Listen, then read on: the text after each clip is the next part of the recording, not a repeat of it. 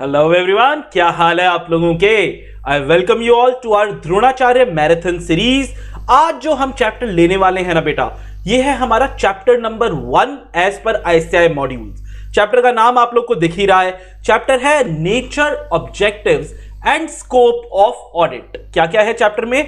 3 चीजें हम मेजरली यहां पे करने वाले हैं। एक, हम बात करने वाले हैं नेचर की, ऑडिट के नेचर की। दूसरा, ऑडिट के ऑब्जेक्टिव्स की। और तीसरा, ऑडिट के स्कोप की। आइडियली पता है, नाम देखकर तो हमें ऐसा ही लगता है कि सर क्या सिर्फ 3 टॉपिक है? नहीं बेटा, मेजरली अगर अपन देखें ना तो यहां पे 13 टॉपिक्स है। कितने हैं आइए देख लेते हैं।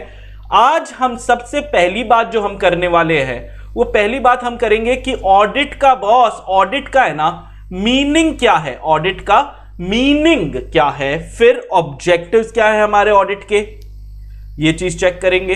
फिर स्कोप जो हमारा टॉपिक था उसमें एक सब टॉपिक और है which is aspects of auditing, तो ये देखेंगे। तो चैप्टर के नाम में तो ये 3 चीजें ही हो गई। उसके अलावा भी बहुत सारी चीजें हैं कि ऑडिट कितने तरीके की होती है, ये अपन देखेंगे। फिर हमारे ऑडिट में इनहेरेंट लिमिटेशंस क्या है एग्जाम के लिए, ये है एक इंपॉर्टेंट टॉपिक। फिर स्टैंडर्ड सेटिंग प्रोसेस, क्या एग्जाम में 1 नंबर 2 नंबर के लिए ये टॉपिक आ सकता है, बड़ा टॉपिक है, बच्चों को थोड़ा परेशान भी कर सकता है, लेकिन पढ़ना तो पड़ेगा ही। फिर आईसीएआई का फिर से एक फेवरेट क्वेश्चन में से एक क्वेश्चन है कि यार क्वालिटीज क्या होती हैं एक ऑडिटर की। नेक्स्ट, मेरे को ये टॉपिक बहुत इंपॉर्टेंट लगता है। पूरा टॉपिक बड़ा सारा टॉपिक है, elements of system of quality control. फिर से एक इंपॉर्टेंट टॉपिक है, लेकिन बड़ा टॉपिक है तो पूरे टॉपिक पे सवाल आना संभव नहीं है। इसके किसी सब टॉपिक पे एक सवाल आएगा। तो ये हो गए यहां पे हमारे 8 टॉपिक्स। बाकी के टॉपिक्स है प्री कंडीशन, अब ये छोटे छोटे टॉपिक्स है। और आईसीएआई के लिए सारे टॉपिक्स जो है ना सुपर डुपर इंपॉर्टेंट है। मेरे को इतनी बार ऐसा लगता है कि जो भी पेपर सेटर है, I don't know and I hope कोई पेपर सेटर इसको देख नहीं रहा हो, क्योंकि जितना हमने ऑब्जर्व किया है ना, एक चीज पता लगती है कि कभी भी कोई भी पेपर सेटर अगर एग्जाम का पेपर बना रहा है तो मेरे को लग रहा है जिस तरीके के वो क्वेश्चंस पूछते हैं कि चैप्टर के एंड में आ जाते हैं, एंड की किसी टॉपिक को वो उठा लेते हैं, अनलेस कोई शुरू का टॉपिक बहुत इंपॉर्टेंट ना हो। पूरा का पूरा चैप्टर 1 जो है ये बहुत इंपॉर्टेंट चैप्टर है, यहां से भर के क्वेश्चन आए हैं। इसका एक कॉन्सेप्ट भी ये है क्योंकि ये लीस्ट अमेंडमेंट वाला टॉपिक है। आईसीएआई की नजर से देखो, जब उन्होंने ये चैप्टर बनाया तो इन्होंने सबसे बेसिक चीजें जो हमारे पूरे विदेशों में जो इंग्लैंड का हमारा चार्टर्ड अकाउंटेंट इंस्टीट्यूट है ICAEW, ठीक है, EAW ऐसा करके है, Institute of Chartered Accountants of England and Wales, ये उनका नाम है। वहां के टॉपिक्स को मोस्टली एज इट इज उठा लिया गया है, थोड़ा बहुत इधर उधर किया गया है। तो ये क्योंकि बेसिक्स है, अब कभी भी किसी सब्जेक्ट के बेसिक्स नहीं हिलते हैं अनलेस कोई बहुत ही बड़ा अमेंडमेंट ना आ जाए। तो ये एक ऐसा चैप्टर है जो शायद सालों से हम ऐसा ही पढ़ा रहे हैं, इसी वजह से आईसीएआई ने इसके हर टॉपिक में से भर भर के सवाल पूछे हैं। लेकिन फ्रीक्वेंसी देखे ना तो ये लास्ट वाले जो टॉपिक्स है ना बेटा, ये लास्ट टॉपिक्स में से बहुत ज्यादा सवाल, pre condition, agreeing to the terms of audit engagement, recurring audit से उतने सवाल फिर भी नहीं पूछे गए। फिर वापस से आया प्रायर लिमिटेशंस और फाइनली एक्सेप्टेंस। 13 टॉपिक है, हमारे दिमाग में पहले ही सेट हो जाना चाहिए कि बॉस इस चैप्टर में 13 टॉपिक है, जिसमें स्टार वाले टॉपिक तो हमको बाय हार्ट हो जाने चाहिए। बाकी के टॉपिक ठीक है, 1 बार पढ़ा, 2 बार पढ़ा, 3 बार पढ़ा, हर एक की अपनी अपनी क्षमता होती है बच्चे की कि वो कब कितने कीवर्ड्स याद कर पाता है। ऑडिट में अभी तक अपने को समझ में आ गया होगा कि कीवर्ड्स अगर याद होते हैं तो आईसीएआई को नंबर देने ही पड़ेंगे। आईसीएआई कितना ही मना कर ले, लेकिन अगर तुम्हारे आंसर में वो शब्द है, एग्जामिनर को झक मार के तुमको नंबर देने पड़ेंगे। लेकिन सर मैंने सिर्फ एक ही शब्द लिख दिया, अरे बेटा एक शब्द पे नंबर देने में उसको भी तो हिचकिचाहट होगी। कम से कम अपनी लैंग्वेज में सेंटेंस तो बनाओ, बस अपनी लैंग्वेज वहां तक ही सीमित रखना कि हम सेंटेंस बना रहे हैं। कीवर्ड में अगर तुमने अपनी लैंग्वेज लिख दी ना तो टेढ़ा हो जाएगा, शायद अपने को वापस मिलने की जरूरत पड़ जाए। आई रियली होप कि आप इसके बाद मेरे को वापस ना मिलो, ठीक है। एज अ स्टूडेंट मैं यही चाहूंगा ना यार, तुम अभी पास हो जाओ और अगले फाइनल में जल्दी से पहुंच जाओ। वापस मिलोगे तो थोड़ा सा दुख तो हमको भी होगा ही ना। तो आ जाओ, 13 टॉपिक्स हैं, starting with the first topic which is the definition of auditing. अब ये डेफिनेशन हमारे स्टूडेंट्स को यार बहुत ज्यादा अच्छे से आती है कि सबसे पहले ऑडिट क्या है। ऑडिट बॉस एक एग्जामिनेशन है, एक जांच है, एक एग्जामिनेशन है। याद करो हम लोगों ने जब पहली बार ये मैराथन सीरीज स्टार्ट की थी तब भी मैंने आपको सेम चीजें पढ़ाई थी कि सबसे इंपॉर्टेंट चीज होती है एग्जाम के लिए, चाहे उतनी इंपॉर्टेंट ना भी हो लेकिन फिर भी एज एन ऑडिटर पूरे के पूरे हमारे ऑडिट के 13 चैप्टर्स के अंदर ये चीज अगर आपको दिमाग में हमेशा रहती है ना कि ऑडिट में करना क्या है बॉस, ऑडिट में एक जांच करनी है। ऑडिट में क्या करना है? एक जांच करनी है, एक एग्जामिनेशन करना है। ठीक है, ऑडिट क्या है? एक जांच है। ठीक है, एक किसी चीज को एग्जामिन करना है। अब जब भी हम एग्जामिन करेंगे याद क्या रखना है, हमारा एग्जामिनेशन जो है वो इंडिपेंडेंट होना चाहिए। मतलब हम क्या होने चाहिए? हम होने चाहिए बॉस स्वतंत्र। ठीक है, हम होने चाहिए, ये मैंने पिछली बार भी लिखा था,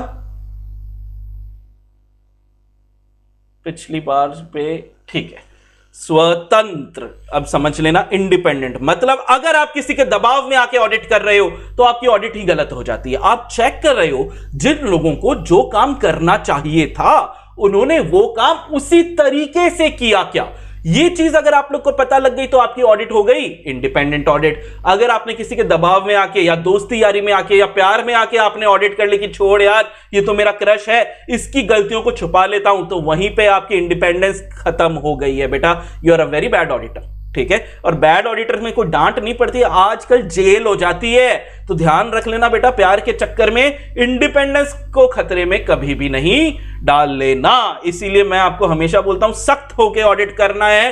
ठीक है, वो मीम चल रहा है ना सख्त लौंडे, ठीक है, तो भाई ठीक है, सख्त बॉयज सख्त गर्ल्स, आप लोग जो हैं इंडिपेंडेंट होके ऑडिट करेंगे, किसी के दबाव में, प्यार में, किसी भी चीज से प्रभावित आप नहीं होंगे। तो पहली चीज हो गई ऑडिट हमारी, क्या हो गई? ऑडिट हो गई हमारी एक इंडिपेंडेंट एग्जामिनेशन। किसकी? बहुत ध्यान से देखेंगे सर, ये एग्जामिनेशन फाइनेंशियल स्टेटमेंट्स की नहीं हो रही है, ये एग्जामिनेशन फाइनेंशियल इंफॉर्मेशन की हो रही है। फाइनेंशियल स्टेटमेंट भी एक जरिया है जहां से वित्तीय सूचनाएं, फाइनेंशियल इंफॉर्मेशन, सूचना की ऑडिट होती है बेटा। किसकी ऑडिट होती है?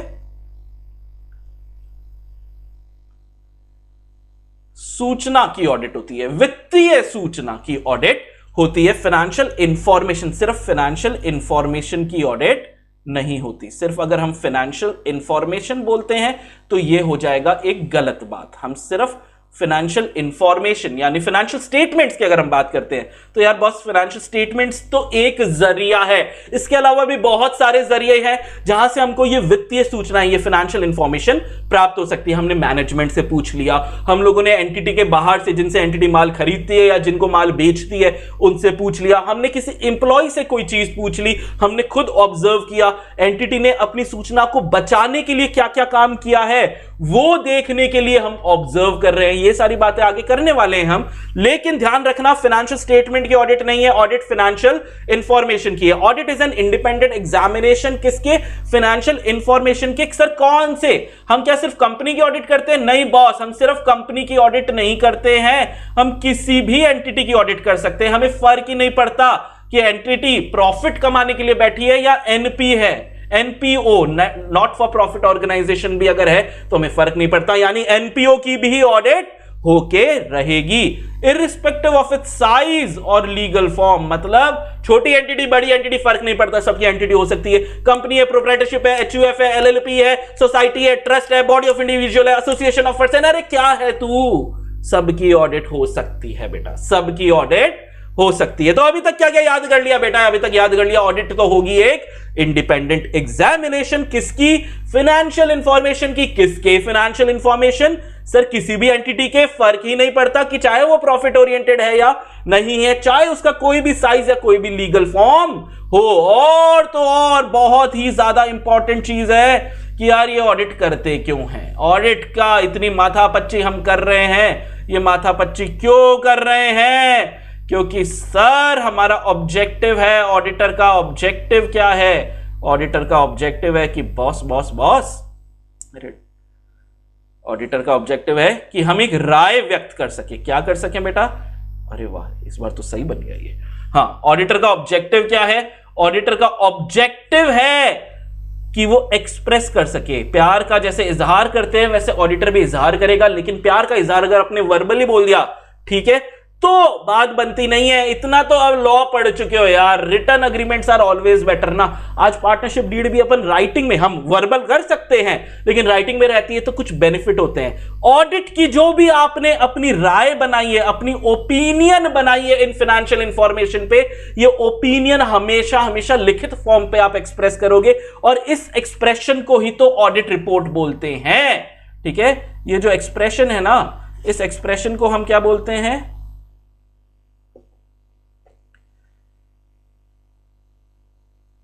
ठीक है, ऑडिट रिपोर्ट। ऑडिट रिपोर्ट में अपन राइट करके, ऑडिट रिपोर्ट में अपन लिख कर अपनी राय कि यार फाइनेंशियल इंफॉर्मेशन सही चल रहे हैं, गलत चल रहे हैं, इसने अपना काम अच्छे से किया, इसने बुरी तरीके से किया, जो किया वो लिखित तौर से बताओ। ठीक है, क्लियर है? याद हो गया डेफिनेशन? पक्की पक्की बात। पहला वाला अपना टॉपिक खत्म हो गया। ऑडिट क्या है? ऑडिट एक इंडिपेंडेंट एग्जामिनेशन है। किसकी? फाइनेंशियल इंफॉर्मेशन की। किसके फाइनेंशियल इंफॉर्मेशन? किसी भी एंटिटी के, चाहे वो प्रॉफिट ओरिएंटेड है या नहीं है, चाहे उसका कोई भी साइज या लीगल फॉर्म हो। और when such an examination is conducted, क्या है व्यू? व्यू जो है हमारा, ऑब्जेक्टिव जो है हमारा, वो है कि हम भाई क्या करेंगे?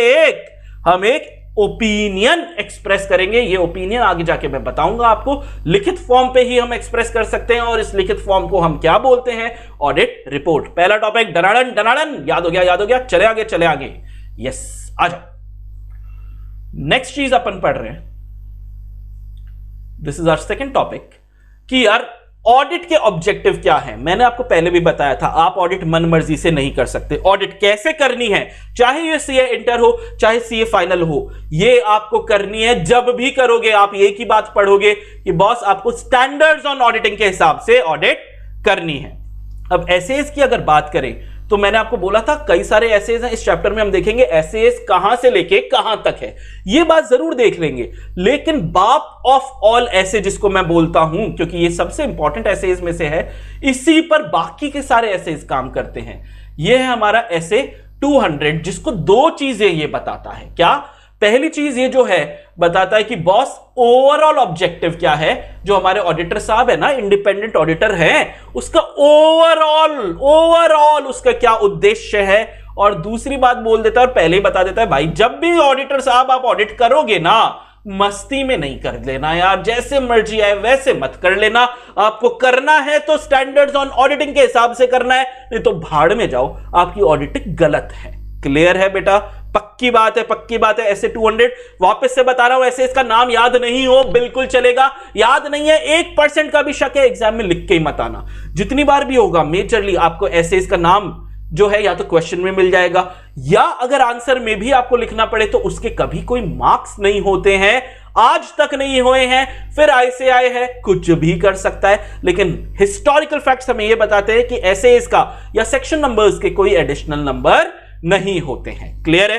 तो ऐसे 200 ओवरऑल ऑब्जेक्टिव बताता है इंडिपेंडेंट ऑडिटर का। दूसरी बात बताता है कि conduct of an audit in accordance with standards on auditing. इसने ऑब्जेक्टिव बताया। ऑब्जेक्टिव कितने हैं? तो बॉस ऑब्जेक्टिव जो है ना वो दो है। ये हमारा पहला ऑब्जेक्टिव हुआ और ये हमारा दूसरा ऑब्जेक्टिव हुआ। भर भर के सवाल आए हुए हैं, बहुत बार सवाल आए हुए हैं।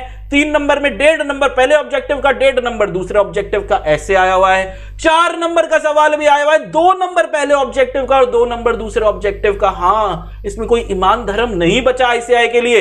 यही सवाल 3 के लिए भी पूछ लेता है, यही सवाल 4 के लिए भी पूछ लेता है। तो बस बहुत अच्छे से करेंगे अपन कि यार 2 ऑब्जेक्टिव है, दिमाग में पहले ही नंबर देखते ही हमारे दिमाग में है ना क्लैरिटी आ जाती है, यार इसके तो 2 पॉइंट हुआ करते थे। आज ये डंडे वंडे बना रखे हैं, इससे क्यों? क्योंकि यार थ्योरी जो उन्होंने पैराग्राफ में लिख रखी है ना, वो शायद हमारा दिमाग उतनी जल्दी से एक्सेप्ट नहीं करे। लेकिन इस तरीके से थोड़ी सी चित्रकारी अगर हो जाती है तो यहां पे बहुत आराम से आपको याद आ जाता है, यार यहां पे तो कुछ लिखा था, इधर क्या था, इधर क्या था, अरे एक शब्द ये था। बस वो एक एक शब्द याद आता जाए, उसको फिल इन द ब्लैंक्स करते जाओ, आपको पूरी चीजें याद आ जाएगी। तो यार आ जाओ आ जाओ आ जाओ, करते हैं। 2 ऑब्जेक्टिव है हमारे ऑडिटर साहब के। पहला ऑब्जेक्टिव क्या है हमारे ऑडिटर का, ऑडिट का या ऑडिटर का, कि भाई उसको ऑब्टेन करनी है रीजनेबल अश्योरेंस। क्या ऑब्टेन करनी है? आरए क्या हुआ? RA is reasonable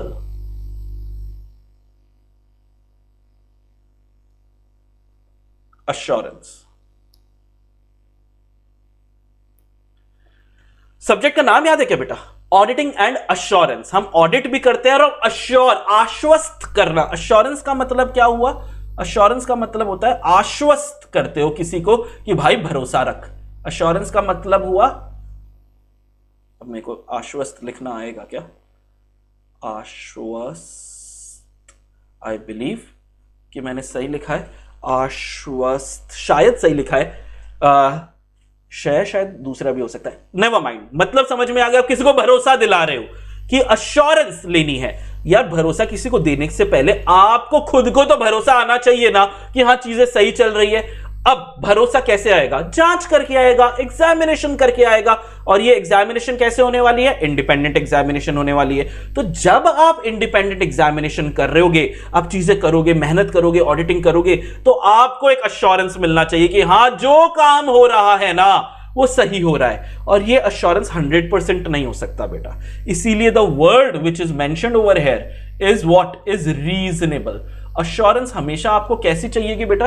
reasonable assurance चाहिएगी। अनरीजनेबल अश्योरेंस इज 100% अश्योरेंस कि यार हर चीज सर ऑडिटर लिख के देता है, अगर 1 रुपए की भी गड़बड़ हो गई ना तो मेरा गला काट देना। अरे मजाक ही क्या, 1 रुपए की गड़बड़ हो सकती है। हम फ्रॉड का चैप्टर पढ़ के आ चुके हैं सर। कभी इतने डेढ़ शाणे लोग होते हैं कि हम क्या करें, गड़बड़ियां हो जाती है, हम क्या हमारी साथ पुश्ते उस गड़बड़ी को नहीं पता लगा सकती? बिल्कुल हो सकता है सर। आज इतने सारे फ्रॉड्स हुए हैं, ऑडिट हो चुकी थी उन एंटिटीज की, लिस्टेड एंटिटीज में फ्रॉड हुए हैं। उसमें क्या हुआ? हर बार ऑडिटर की गलती नहीं है और बिल्कुल उन ऑडिटर्स पे कोई चार्जेस भी नहीं लगे क्योंकि उन्होंने अपना काम सही से किया। फिर भी लोग इतने डेढ़ शाणे निकले कि यार कोई भी रीजनेबली वो चीज नहीं पकड़ पाता। इसीलिए ऑडिटर को बचाने के लिए भी एक चीज बोली गई है कि यार ऑडिटर देखो एब्सोल्यूट अश्योरेंस यानी 100% अश्योरेंस लेने की जरूरत ही नहीं है। तेरा ऑब्जेक्टिव ही क्या है?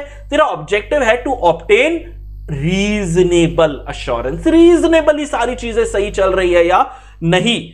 तो टू ऑब्टेन रीजनेबल अश्योरेंस, किस बात का रीजनेबल अश्योरेंस लेंगे कि यार जो हमारे फाइनेंशियल स्टेटमेंट्स है, मेजरली हम क्योंकि साइन फाइनेंशियल स्टेटमेंट्स पे करते हैं और अकेला ट्रेडिंग नहीं, अकेला P&L नहीं, अकेला बैलेंस शीट नहीं, पूरे financial statement as a whole, subsidiary books, journals, ये वो सब देखकर financial statement as a whole, क्या वो फ्री है किससे? छोटी मोटी गड़बड़ियां तो चलेंगी, क्या वो फ्री है मटीरियल मिसस्टेटमेंट से? क्या वो फ्री है मटीरियल बड़ी गड़बड़ियों से? वो लोग फ्री है क्या? और ये बड़ी गड़बड़ियां हमेशा किसकी वजह से होती है? अब तो ये हमें पता ही है, या तो किसी हीरो ने फ्रॉड किया है या बेचारे से असली में अनइंटेंशनली गलती हो गई तो एरर हो गया। इन दोनों की वजह से मटीरियल मिसस्टेटमेंट। इमटीरियल मिसस्टेटमेंट का नाटक ही नहीं है। नाटक हमेशा किस चीज का है बेटा?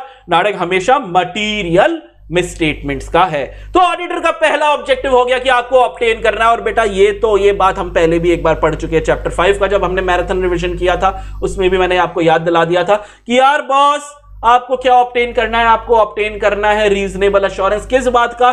कि फाइनेंशियल स्टेटमेंट जो है वो सारे के सारे एज अ होल वो फ्री हैं। किससे फ्री है? मटीरियल मिसस्टेटमेंट से फ्री है। और हमेशा मटीरियल मिसस्टेटमेंट किसकी वजह से होगा सर? या तो वो फ्रॉड की वजह से होगा या वो एरर की वजह से होगा। यही कारण बनते हैं मटीरियल मिसस्टेटमेंट होने के। तो पहला ऑब्जेक्टिव आपको याद हो गया। जी हां, चैप्टर 5 में ही याद हो गया था, अभी भी रिवीजन हो गया, बाकी भी ये बार बार हर चैप्टर में कहीं ना कहीं आएगा। पहला, to obtain reasonable assurance that the financial statements as a whole are free from material misstatement due to fraud या एरर। और यहीं पे बेटा पॉज कर दो इस लेक्चर को और वापस से ये गाना गा दो। क्या आप ये गाना गा सकते हो? अगर गा लिया तो आपको दिमाग में एक क्लैरिटी आ गई। मैं हमेशा बच्चों को बोलता हूं बेटा एक सामने मिरर, कांच रखा करो, मेकअप वेकअप करने के लिए नहीं, ठीक है, मेकअप के लिए नहीं।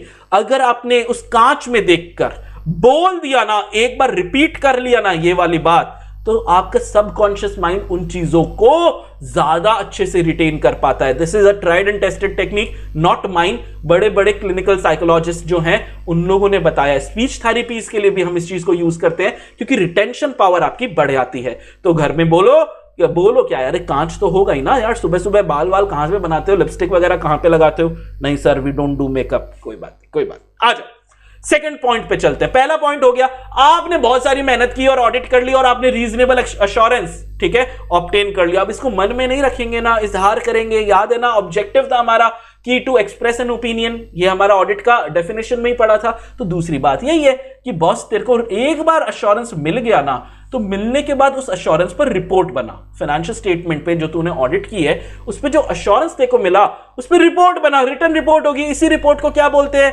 ऑडिट रिपोर्ट बोलते हैं। और रिपोर्ट बनाने के सिर्फ रिपोर्ट को मैं पॉकेट में रख के घूम रहा हूं। अरे क्यों रख रहा है पॉकेट में? दे ना, जिन लोगों को ये ऑडिट रिपोर्ट पढ़नी है उनको कम्युनिकेट कर। जैसा जैसा एसेज ने बोला है और जैसा जैसा तूने जब ऑडिट की और तुझे जो भी चीजें पता लगी, फाइंडिंग्स जो भी तेरी आई, ठीक है, कि चीजें सही चल रही है या चीजें गलत चल रही है, जो भी फाइंडिंग तेरी आई उसके हिसाब से तू रिपोर्ट बना दे। चीजें अच्छी मिल रही है तो अच्छी चीजें लिख दे, चीजें खराब मिल रही है तो खराब चीजें लिख दे। दो ऑब्जेक्टिव हो गए। पहला, to obtain reasonable assurance that the financial statement as a whole are free from material misstatement due to fraud या एरर। गाने गा लो। दूसरा करना है, रिपोर्ट कर देना है फाइनेंशियल स्टेटमेंट में, और उस रिपोर्ट को कम्युनिकेट भी करना है आपको, जैसा आपको ऑडिटर्स फाइंडिंग में मिला, जैसा भी आपको एसएज ने बताया कि कैसे अपनी ऑडिट रिपोर्ट बनानी है, कैसे कम्युनिकेट करना है। ये तक आपके स्टैंडर्ड्स ऑन ऑडिटिंग ने बता रखा है। चैप्टर 11 में ये बातें बता रखी हैं, वहां पे देखेंगे। चलो दूसरा टॉपिक टैं हुआ। तीसरा टॉपिक, अब तीसरा जो टॉपिक है, तीसरे टॉपिक में आना। तीसरे टॉपिक के अंदर बेटा स्कोप है। स्कोप पे सवाल आते हैं, बहुत बार आते हैं। हम भी स्कोप को थोड़ा ज्यादा अच्छे से दिमाग लगा के काम करेंगे, लेकिन जब हम स्कोप पे दिमाग लगा रहे हैं ना, हम पूरा का पूरा चीज याद रखने की कोशिश नहीं करेंगे। पहला स्कोप जो है उसमें कीवर्ड क्या है कि सर एंटरप्राइज बहुत सेगमेंट्स में बटी हुई होती है। कोई प्रोडक्शन हो गया, एचआर डिपार्टमेंट हो गया, मार्केटिंग सेल्स हो गए, फाइनेंस वगैरह डिपार्टमेंट हो गया, मैनेजमेंट वगैरह के लोग हो गए, कस्टमर्स हमारा अलग एक हो गया, पेरोल वगैरह हो गया। बहुत सारी जगह हमारा व्यापार बटा हुआ होता है, कई सारे एस्पेक्ट्स होते हैं। तो जब आप ऑडिट करो, ऐसा नहीं कि सर मैं तो सिर्फ फाइनेंस डिपार्टमेंट को, अकाउंट्स डिपार्टमेंट को चेक कर रहा हूं। नहीं बॉस, गलत तरीका है। आप सिर्फ फाइनेंस की ऑडिट नहीं करते हो, अकाउंटिंग की ऑडिट आप नहीं करते हो, आप पूरे एंटिटी की ऑडिट करते हो। तो जब आप ऑडिट की प्लानिंग कर रहे हो ना, तो सारे के सारे एस्पेक्ट्स जो हैं एंटिटी के, हर एंटिटी के अलग अलग एस्पेक्ट होंगे। ये टॉपिक अभी अपन आगे नेक्स्ट टॉपिक यही पढ़ने वाले हैं कि क्या क्या एस्पेक्ट होते हैं एक एंटिटी के। तो जब भी ऑडिट प्लान करो, ऐसे प्लान करो कि सारे के सारे एस्पेक्ट एडिक्वेटली कवर हो जाए। जो आपके एस्पेक्ट्स है ना बेटा, वो क्या हो जाए? एंटिटी के एस्पेक्ट्स एडिक्वेटली। 100% चेक हर चीज को करने की जरूरत नहीं होती है। कोई चीज आपको इंपॉर्टेंट लग रही है उसको ज्यादा चेक करो, कोई कम इंपॉर्टेंट लग रही है उसको कम चेक करो। ये ऑडिटर आपके ऊपर डिपेंड करता है। तो कवर करो एडिक्वेटली सारे के सारे एस्पेक्ट्स ऑफ द एंटरप्राइज। उसके बाद यार, audit is an independent examination of financial information. Audit is an independent examination of financial information. तो जो सूचनाएं मिल रही हैं, जो इंफॉर्मेशन हमको मिल रही है, ठीक है, जो भी इंफॉर्मेशन आपको मिल रही है, देखो पॉइंट 2, 3, 4 एंड देखो नेक्स्ट पेज में भी एक बार मैं आ रहा हूं 5, ठीक है, 2, 3, 4 एंड 5, जो ये चारों पॉइंट है ना, ये इंफॉर्मेशन रिगार्डिंग है। हमें पहले तो इंफॉर्मेशन कैसी चाहिए? हमें रिलायबल इंफॉर्मेशन चाहिए, ठीक है। और दूसरी हमको इंफॉर्मेशन कैसे चाहिए? रेलेवेंट इंफॉर्मेशन चाहिए। इंफॉर्मेशन हमेशा रिलायबल होनी चाहिए और हमेशा इंफॉर्मेशन रेलेवेंट होनी चाहिए। इंफॉर्मेशन जो भी हमको चाहिए, रिलायबल यानी भरोसा कर सके, और रेलेवेंट यानी वो हमारे काम की हो। इररेलेवेंट चीजें कि सर अनुष्का और विराट ने अपने बच्चे का नाम विरुष्का रखा, आई बिलीव, मेरे को याद नहीं है, शायद ऐसा ही नाम था।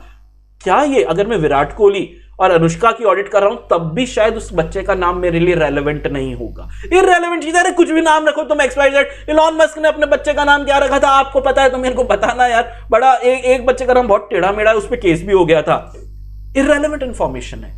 लेकिन सर अनुष्का विराट के साथ मान्यवर के नए एड में विरुष्का भी आने वाले हैं। हाँ, इसकी क्या पैसे वगैरह लिए जाएंगे, इसकी एक्टिंग कैसे होगी, क्या लॉज फुलफिल होते हैं, चाइल्ड अब्यूज वाले लॉज भी एप्लीकेबल हो जाते हैं। कई सारे लीगल एस्पेक्ट्स चेक किए जाते हैं बेटा, बिल्कुल चेक किए जाते हैं। इसके लिए कई बार आप डिस्क्लेमर देखते हो कि इस शूटिंग में किसी बच्चे को, किसी एनिमल को, किसी पर्यावरण को नुकसान नहीं पहुंचाया गया, इस तरीके की चीजें, ये लीगल गाइडलाइंस है, इनको भी चेक करना पड़ेगा, वहां पे हमारे लिए रेलेवेंट हो जाएगा। लेकिन ओवरऑल मेरे को फर्क नहीं पड़ता रणवीर सिंह ने घाघरा पहना है या उसने लुंगी पहनी है या क्या पहना है, फर्क नहीं पड़ता, इररेलेवेंट इंफॉर्मेशन है। हमेशा इंफॉर्मेशन रेलेवेंट और रिलायबल चाहिए। तो सर आप बता तो रहे हो कि इंफॉर्मेशन रिलायबल चाहिए, रिलायबल है या नहीं है ये कैसे पता लगेगा? तो आ जाओ बेटा, ये वाला जो पॉइंट है ना, ये वाला पॉइंट वापस से रिलायबिलिटी के, कि यार आपको रिलायबल भी है और सफिशिएंट है क्या, इंफॉर्मेशन रिलायबल है या सफिशिएंट है क्या, इसका मेरे को क्या करना है बॉस? इसका मेरे को करना है असेसमेंट कि कोई इंफॉर्मेशन जो मुझे मिल रही है वो ठीक है या गलत है। ठीक है, रिलायबल है, भरोसा कर सकता हूं, जितनी इंफॉर्मेशन चाहिए उतनी मिल गई या थोड़ी कम मिली, ज्यादा मिली, क्या है सफिशिएंट इंफॉर्मेशन है या नहीं, इसका मेरे को असेसमेंट करना है। असेसमेंट कैसे करूं? तो बॉस असेसमेंट करने के लिए है ना, आपको क्या करना है, स्टडी और इवैल्यूएट करने हैं। किसको स्टडी इवैल्यूएट करूं मैं? सर आप एंटिटी के जो अकाउंटिंग का तरीका है, सिस्टम है, उसको स्टडी इवैल्यूएट करो, और एंटिटी के जो इंटरनल कंट्रोल है, एंटिटी के क्या है जो इंटरनल कंट्रोल,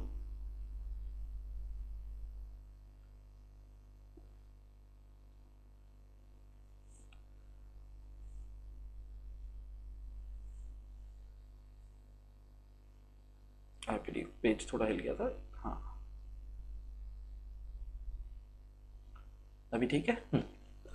एंटिटी के जो इंटरनल कंट्रोल्स हैं,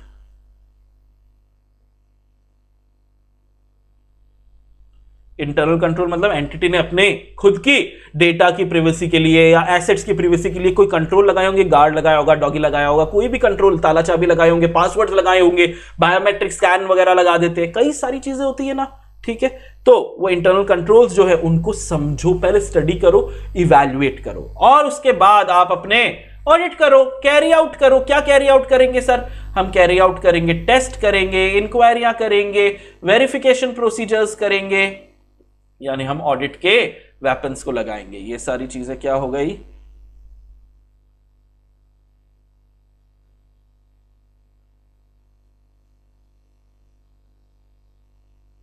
ऑडिट प्रोसीजर्स हो गई। डिटेल में ये अपन पढ़ेंगे चैप्टर 3 के अंदर।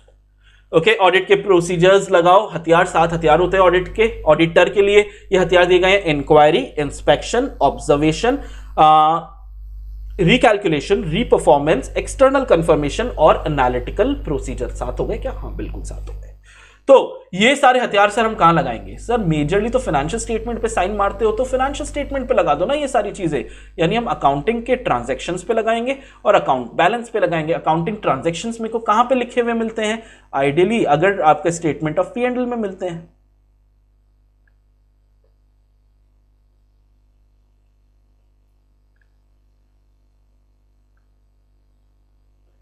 और अकाउंट बैलेंसेस कहां पे मिलते हैं?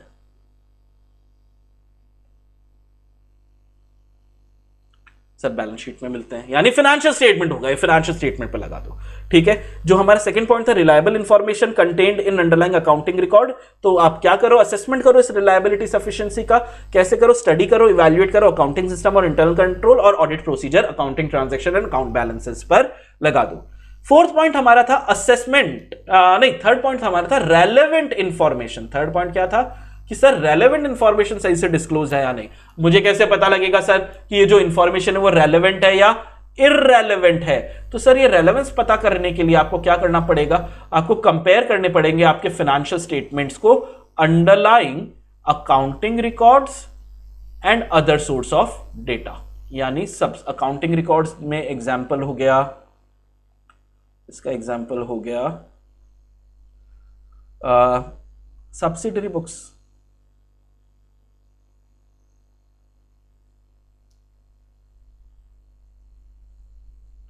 ठीक है। अदर सोर्स ऑफ डेटा का एग्जाम्पल हो गया मैनेजमेंट,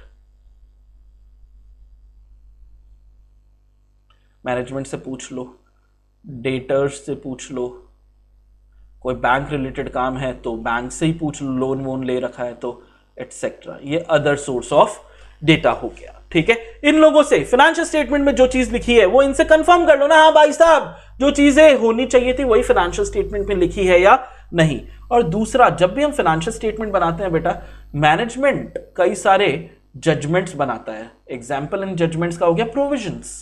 ठीक है, इन जजमेंट्स का एग्जाम्पल क्या हो गया?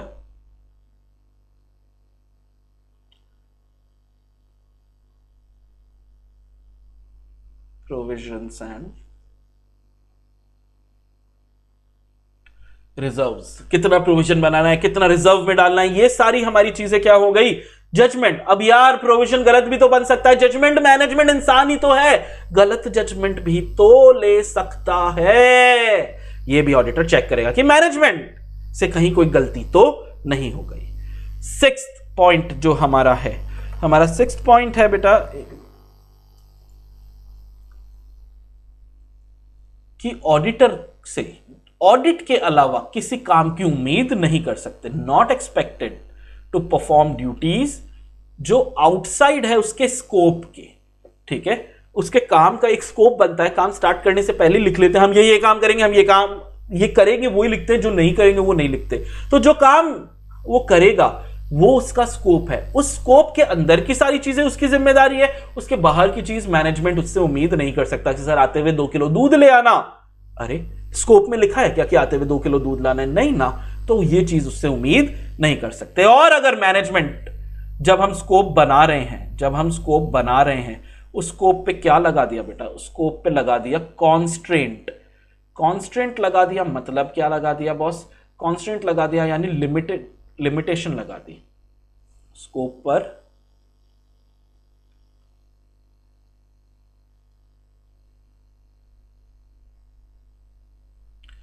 स्कोप को लिमिट कर दिया, स्कोप पर लिमिटेशन लगा दी। अगर स्कोप पर लिमिटेशन लगा देना बेटा, जरूरत से ज्यादा ही स्कोप छोटा कर दिया, तब ऑडिटर को इस बात को अपनी रिपोर्ट में लिखनी पड़ेगी कि देखो यार मेरी ऑडिट में इतना कम स्कोप दिया था, काम ही नहीं चेक करने दिया। ठीक है, और अगर बहुत ही ज्यादा लिमिटेशन लगा दी तो हम खराब ऑडिट रिपोर्ट दे देंगे, क्वालिफाइड या डिस्क्लेमर वाली ओपिनियन दे देंगे। आपको पता है 3 तरीके की opinion, qualified opinion, adverse opinion और डिस्क्लेमर ऑफ ओपिनियन। ये 3 तरीके की खराब ऑडिट ओपिनियन होती है, तो हम एडवर्स नहीं देंगे। एडवर्स क्यों नहीं देंगे, ये बातें अपन पढ़ेंगे चैप्टर 11 में। ठीक है, एडवर्स नहीं, एडवर्स ओपिनियन नहीं, एडवर्स को लिख के उसको काट दिया गया है। ठीक है, हम सिर्फ क्वालिफाइड या डिस्क्लेमर ओपिनियन दे सकते हैं। 7 स्कोप हो गए, आइडियली कोई 4 करना है, लेकिन पढ़ना एक बार सारे के सारे, क्योंकि 6th पॉइंट पे करेक्ट इनकरेक्ट बना हुआ है बेटा। 2 नंबर का सवाल आ चुका है कि क्या ऑडिटर से उम्मीद कर सकते हैं कि वो अपने स्कोप से बाहर का भी कोई काम कर ले? तो नहीं भाई, उम्मीद तो नहीं, उसने कर लिया इज अ डिफरेंट थिंग, लेकिन उससे उम्मीद इस चीज की नहीं लगाई जा सकती। क्लियर है? 7 स्कोप हो गए। स्कोप के बाद एक इसका सब टॉपिक है। ठीक है, तो मैं ये 3rd टॉपिक था 3 का 1।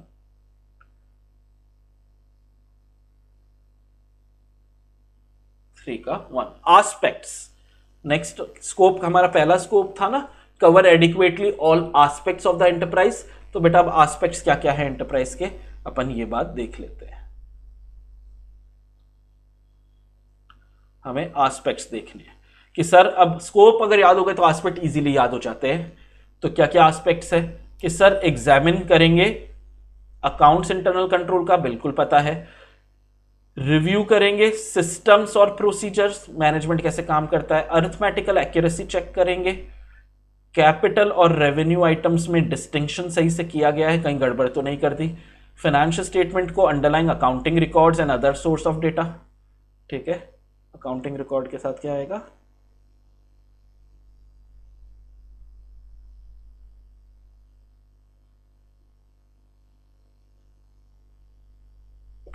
इससे आप चेक करोगे। फिर नेक्स्ट आप कर रहे हो ट्रांजैक्शंस को चेक कर रहे हो, ऑथेंटिसिटी वैलिडिटी के, एसेट्स को चेक कर रहे हो और लायबिलिटीज को चेक कर रहे हो। कीवर्ड्स याद कर लो, नंबर काफी सारे मिल ही जाएंगे, हो सकता है पूरे के पूरे भी मिल जाए। लेकिन ये जो वर्ड्स है ना, ये तो याद आपको करने ही पड़ेंगे, कोई ऑप्शन नहीं है। बुक में 3 और दिए हुए हैं, इतने भी कर लोगे बहुत है। ऑडिट 2 तरीके की होती है एग्जाम के लिए, नॉट मच इंपॉर्टेंट। एक तो audit which is required by law, example companies, company बन गई चाहे ओपीसी क्यों नहीं बने, ठीक है, उनको ऑडिट करवानी पड़ेगी ही पड़ेगी, ऑप्शन नहीं है इनके पास। दूसरा वॉलंटरी ऑडिट, वॉलंटरी ऑडिट के अंदर क्या हो जाता है, एग्जाम्पल हो गया बेटा प्रोप्राइटरशिप।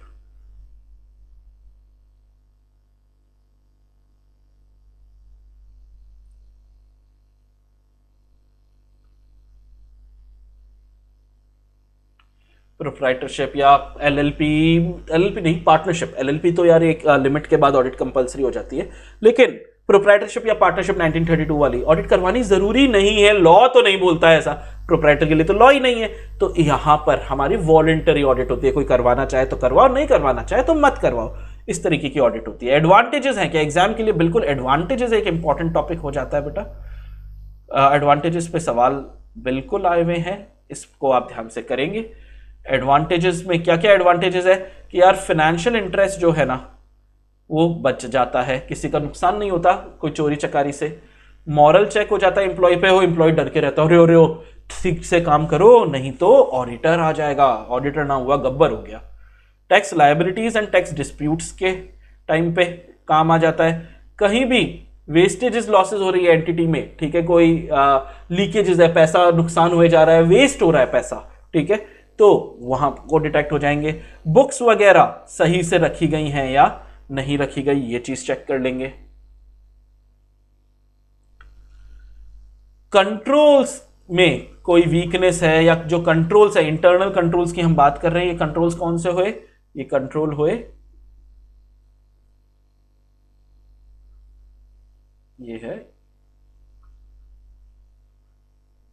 इंटरनल कंट्रोल्स जो है वो ठीक है, जितने चाहिए उतने ताला चाबी लगा रखे हो और उनमें कोई गड़बड़ी तो नहीं है, ताला चाबी तो लगा दिया और ताला और चाबी भी उसी में लगा के चले गए, अरे भाई कुछ तो मेहनत करने दो चोर को, नहीं नहीं सर चाबी क्या हम भूल जाते हैं तो ताले में लगा के छोड़ देते हैं, वेरी गुड, बहुत होशियार लोग हो तुम।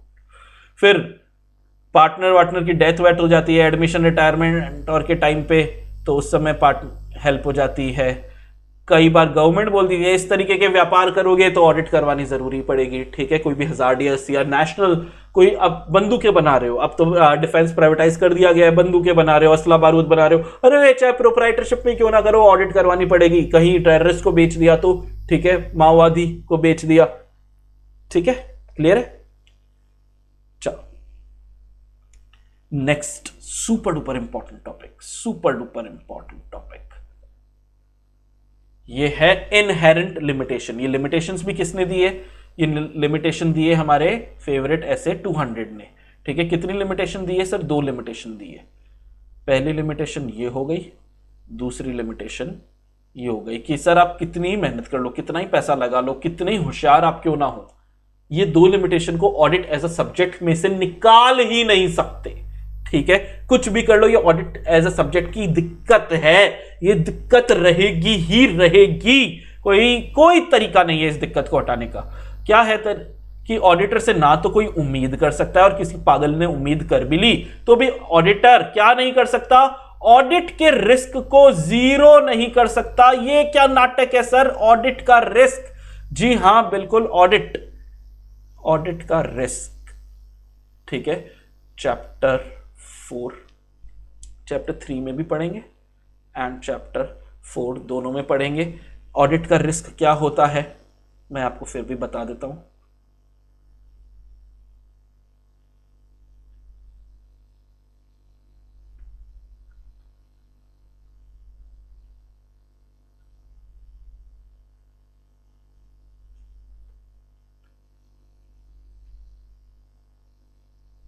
जो ऑडिट जैसे करना चाहिए था वो गलत कर दी, हमने ऑडिट ही गलत कर दी, यही तो ऑडिट का बड़ा रिस्क है।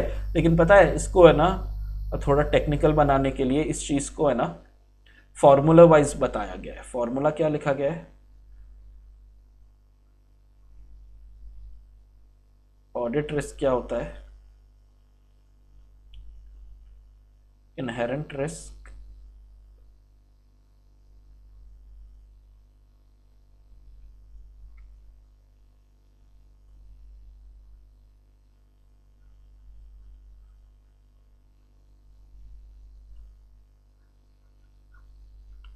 इनहेरेंट रिस्क, कंट्रोल रिस्क और डिटेक्शन रिस्क, ये तीनों रिस्क जो मिलके ऑडिट का रिस्क बनते हैं। लेकिन अभी टेंशन लेने की जरूरत नहीं है, ये वाला टॉपिक कहां पढ़ने वाले हैं, चैप्टर 3 एंड चैप्टर 4 में पढ़ने वाले हैं। तो ऑडिटर से ना तो कोई उम्मीद कर सकता है, और किसी ने उम्मीद कर भी ली तो भी ऑडिटर चाहे कितनी मेहनत कर ले, ऑडिट के रिस्क को जीरो नहीं कर सकता। हमारी कोशिश रहेगी कि रिस्क को कम से कम करे, लेकिन रिस्क जीरो नहीं हो सकता, कुछ भी कर लो। पक्की बात, पक्की बात। फिर ये बात, दूसरी वाली बात तो मैंने आपको पहले ही बता दी थी कि यार ऑडिटर एब्सोल्यूट अश्योरेंस तो नहीं ले सकता, ठीक है, इसीलिए तो रीजनेबल अश्योरेंस लेते हैं, हमारा ऑब्जेक्टिव था ना। That's why reasonable assurance is,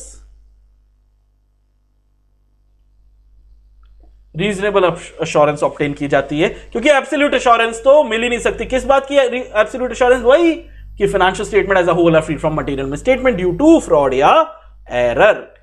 एक तो ये सवाल जो भयंकर बार पूछा गया है, इसके अलावा कि अब नेक्स्ट वाला जो इसमें ही एक सब टॉपिक है वो ज्यादा नहीं पूछा गया, फिर भी हम अच्छे से पढ़ेंगे कि सर कोई बच्चा अड़ी जाए, मैं तो रिस्क को जीरो करके रहूंगा। 1 साल के ऑडिट के लिए मैं 10 साल लगा दूंगा, ठीक है, मैं सुपर कंप्यूटर आर्टिफिशियल इंटेलिजेंस लगा के ऑडिट कर दूंगा, कैसे रिस्क जीरो नहीं होगा? नहीं हो पाएगा। उसके एक रीजन है। रीजन कितने हैं बेटा? रीजन है 4। रीजन कितने हैं? 4 रीजन है।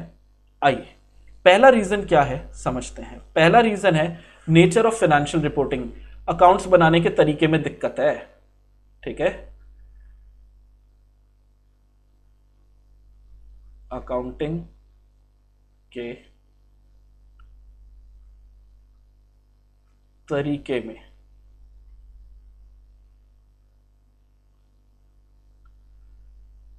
प्रॉब्लम है। क्या प्रॉब्लम है? कि जब भी प्रिपरेशन होते हैं फाइनेंशियल स्टेटमेंट के, उसमें मैनेजमेंट अपनी बुद्धि लगा देता है, और मैनेजमेंट की बुद्धि अगर भ्रष्ट हो गई, मैनेजमेंट गधा है, ठीक है, तो फाइनेंशियल स्टेटमेंट भी गलत बन सकते हैं, राइट है।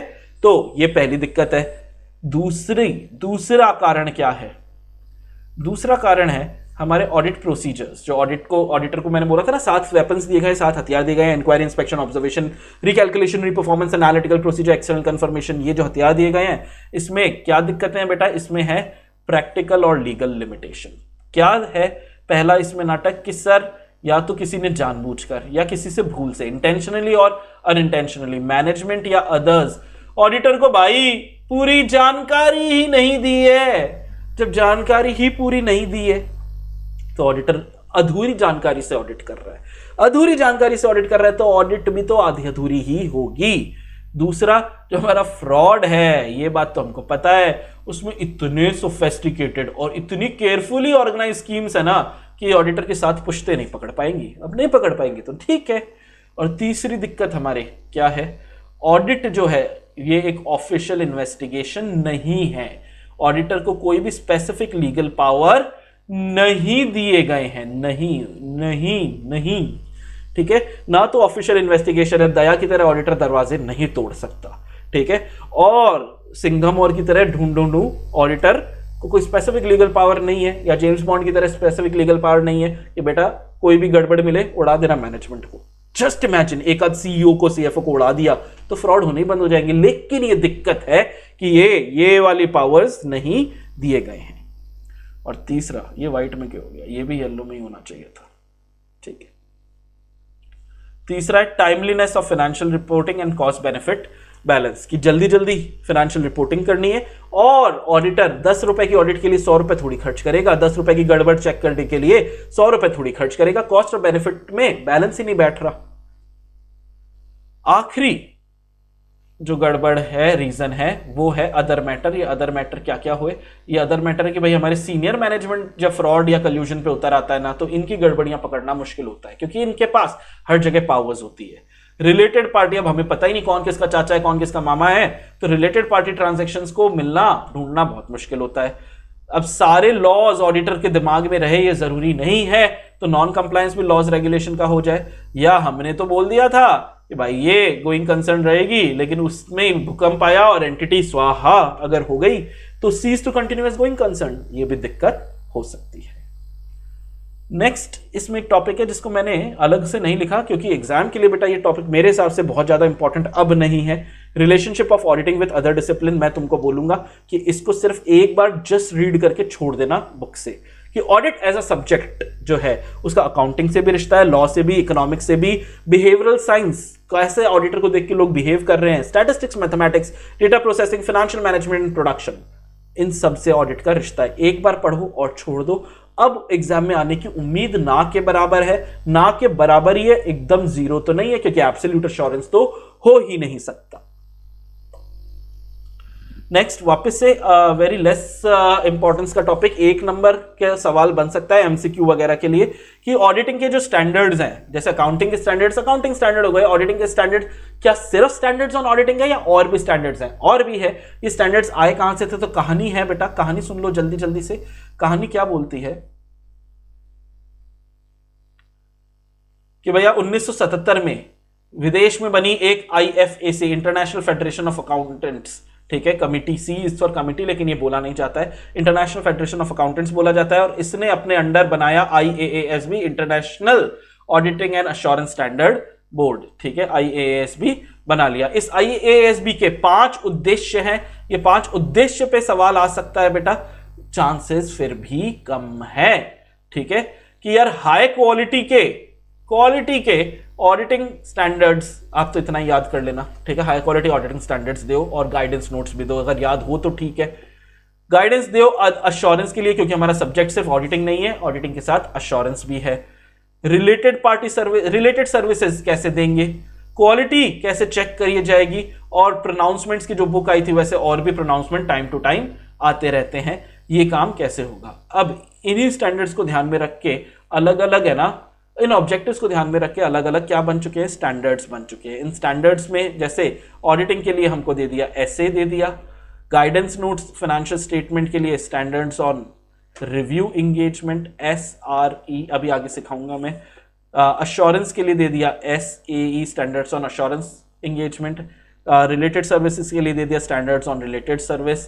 क्वालिटी कंट्रोल के लिए दे दिया SQC, standards on quality control. Other pronouncements तो जो एक बुक आई है आपकी वो दी गई है, ठीक है, अदर लॉज एंड रेगुलेशन। ये 5 ऑब्जेक्टिव्स थे। अगर तुमको ये अगले पेज के ये याद हो गए ना कि कितने तरीके के ऑडिट में स्टैंडर्ड्स होते हैं, तो वो वाला ऑब्जेक्टिव्स अपने आप याद हो जाता है।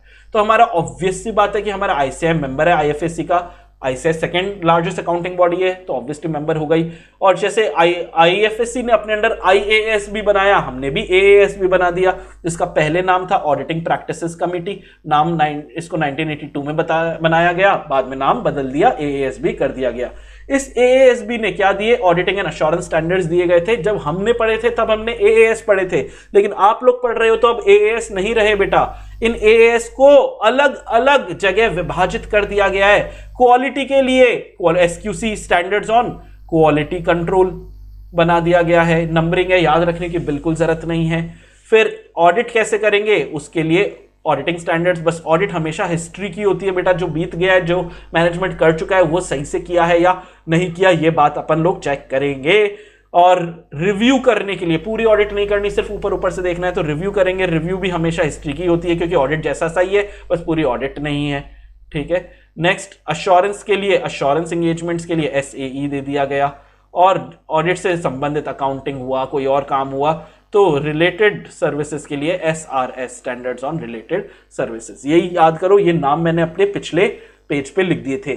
अगर ये नाम याद हो गए कि ऑडिट के अंदर कितने तरीके के स्टैंडर्ड्स होते हैं, SQC, SA, SRE, SRS, SAE, ये स्टैंडर्ड्स आपको नाम याद हो गए तो आपको ऑब्जेक्टिव वाला टॉपिक याद हो जाता है। बाकी इस पेज पे एक बार पढ़ लो, 1 नंबर से ज्यादा का इसमें सवाल आ नहीं सकता हमारे, क्योंकि एसेज हैं तो एसेज का दिया गया कौन सा, कहां से लेके कहां तक के एसेज क्या काम करते हैं, आपके लिए एग्जाम के लिए नॉट इंपॉर्टेंट है। बिल्कुल भी दिमाग मत लगा के खराब मत हो जाना, यहां पे टाइम वेस्ट मत कर देना।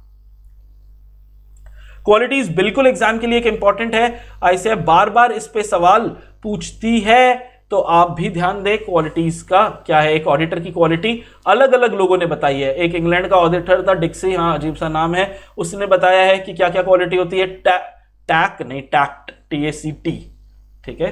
क्या क्वालिटी है? टैक्ट।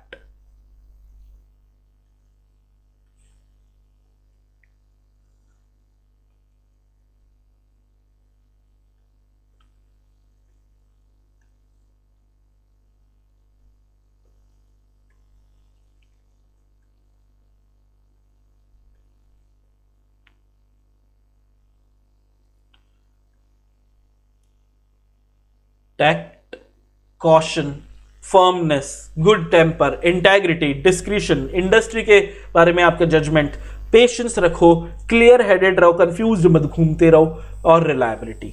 ठीक है, 2-3 कुछ भी याद कर लेना। मेरे को जनरली गुड टेम्पर याद रहता है, इंटेग्रिटी याद रहता है क्योंकि आगे बहुत बार आएगा, क्लियर हेडेडनेस याद रहता है, रिलायबिलिटी क्योंकि बहुत बार पढ़ चुके हैं, गुड टेम्पर पता नहीं क्यों, क्योंकि मेरे को गुस्सा ज़्यादा आता है इसलिए। ये वाले याद रहते हैं, इस पे ही नंबर मिल जाएंगे। हमारा ICAI बोलता है, हम भी बताएंगे कि भैया बहुत गजब नॉलेज होनी चाहिए ऑडिटर के पास। इंटेंसिव प्रोग्राम उसने किया है थियोरेटिकल एजुकेशन का। फिर एक ऑडिट में टोटल 2 केस लॉज का नाम याद रखना है। तो एक ये है लॉर्ड जस्टिस लिंडले, ये 1 नंबर 2 नंबर के लिए आ जाता है। इसने एक बहुत फेमस केस था London and general bank case, उसने बोला है, इसमें इसने ऑडिटर के बारे में क्या बोला कि ऑडिटर ऑनेस्ट भी होना चाहिए, रीजनेबल केयर एंड स्किल्स भी लगानी भाई को पड़ेगी जब वो ऑडिट कर रहा है। तो हाईलाइटेड चीजें याद कर लो, नंबर पूरे मिल जाएंगे। क्लियर है बेटा, कोई तकलीफ नहीं। Next and very very very important topic, not just ये टॉपिक जो है पूरा का पूरा टॉपिक नहीं आता। अब ऑडिट की क्वालिटी, क्योंकि ऑडिटर तो बहुत सारे हैं बेटा, एक एंटिटी की ऑडिट जो है वो, कोई ऑडिटर जो है ना वो 10,000 में कर देगा, कोई ऑडिटर उसके 10 लाख मांग लेगा। इतना डिफरेंस क्योंकि जबकि साइन की सेम वैल्यू है, क्योंकि सर आप कितनी क्वालिटी से काम कर रहे हो इस पे डिपेंड करेगा। ठीक है, आपके काम की क्वालिटी किस प्रकार की है ये बहुत इंपॉर्टेंट है। तो ये जो क्वालिटी है ना, क्वालिटी, ठीक है, ये 6 चीजों पे डिपेंड होती है। ऑडिट की क्वालिटी 6 चीजों पे डिपेंड होती है। इन 6 का नाम याद रखना है। एक ये सवाल बन सकता है, ठीक है, ऑडिट की क्वालिटी किस किस पे डिपेंड करती है। ऑडिट की क्वालिटी अभी हम हर एक को देखने वाले डिटेल में, क्योंकि इंडिविजुअल पे सवाल बनता है इसमें, और इसमें भी सेकंड वाला जो है ये सुपर डुपर इंपॉर्टेंट है। तो ऑडिट की क्वालिटी ऑडिट के जो आपके फर्म के पार्टनर्स हैं, लीडर्स हैं, उन पे डिपेंड करता है। एथिकल रिक्वायरमेंट एक सुपर इंपॉर्टेंट टॉपिक है ही। क्लाइंट रिलेशनशिप स्पेसिफिक एंगेजमेंट में आप कैसे करोगे, human resource engagement performance and monitoring बहुत इंपॉर्टेंट टॉपिक है। तो आज पहला वाला देखते हैं। फर्स्ट वाला अपना था कि यार लीडर्स जो हैं आपके फर्म के, उनकी क्या क्या जिम्मेदारी है। कि यार एक तो एंगेजमेंट पार्टनर की ओवरऑल रिस्पॉन्सिबिलिटी है। ऐसे 220 quality control for an audit of financial statement, जो बिल्कुल आपको ये लाइन याद रखने की जरूरत नहीं है। इसने बोला है कि यार ओवरऑल क्वालिटी की जिम्मेदारी किसकी, आपके बॉस की। मतलब तू गलत ऑडिट करके आ गया, तेरी दिक्कत नहीं है बेटा, तेरे बॉस की डिग्री जा सकती है। तो एंगेजमेंट पार्टनर की ओवरऑल जिम्मेदारी है for overall quality of each audit engagement to which he is assigned. Engagement partner के खुद के मैसेजेस और खुद के एक्शन जो वो एंगेजमेंट टीम को कर रहा है। तुम्हारा बॉस ही गधा है तो तुम तो गधे की तरह काम करोगे। ठीक है, वही है यार, लीडर्स किस तरीके के हैं उस तरीके से काम करना पड़ता है। हमारा बॉस गधा है, वो चिल मार रहा है तो हम भी चिल मारेंगे। ये बात होता है बेटा। अगर आपके पेरेंट्स बहुत लीनियंट है, तुम पढ़ाई नहीं करो बेटा, कोई बात नहीं, अपने तो दुकान में बैठ जाना, गल्ला किराने की दुकान है वो संभाल लेना। तुम्हारे पिताजी दे दनादन ठुकाई कर दी तुम्हारी, तो बेटा हो सकता है डर के मारे भी पढ़ लो। नहीं सर आजकल ये मारा पिटाई नहीं होती है, दुख है हमको इस बात का, लेकिन चलो कुछ नहीं कर सकते।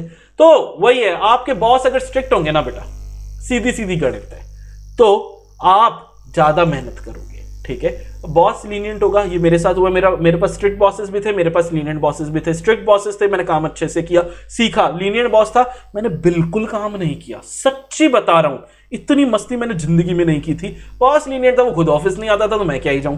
तो आपके बॉस के एक्शंस और मैसेजेस एम्फसाइज करने चाहिए 2 चीज पे। एक तो आपका बॉस जब बोले कि वो बोलना चाहिए कि बॉस आर्टिकल काम क्वालिटी वाला होना चाहिए, नहीं तो वापस से करवाऊंगा। ठीक है, और क्वालिटी एसेंशियल भी है। मतलब क्वालिटी से काम नहीं किया तो बैंड बजा दी जाएगी। इस पे एम्फसाइज करना है। क्लियर है लीडरशिप वाला। इंपॉर्टेंस ऑफ ऑडिट क्वालिटी में, जब भी आप काम करो क्वालिटी से काम कैसे होता है? क्वालिटी से ऐसे काम होता है। क्वालिटी से काम करने का मतलब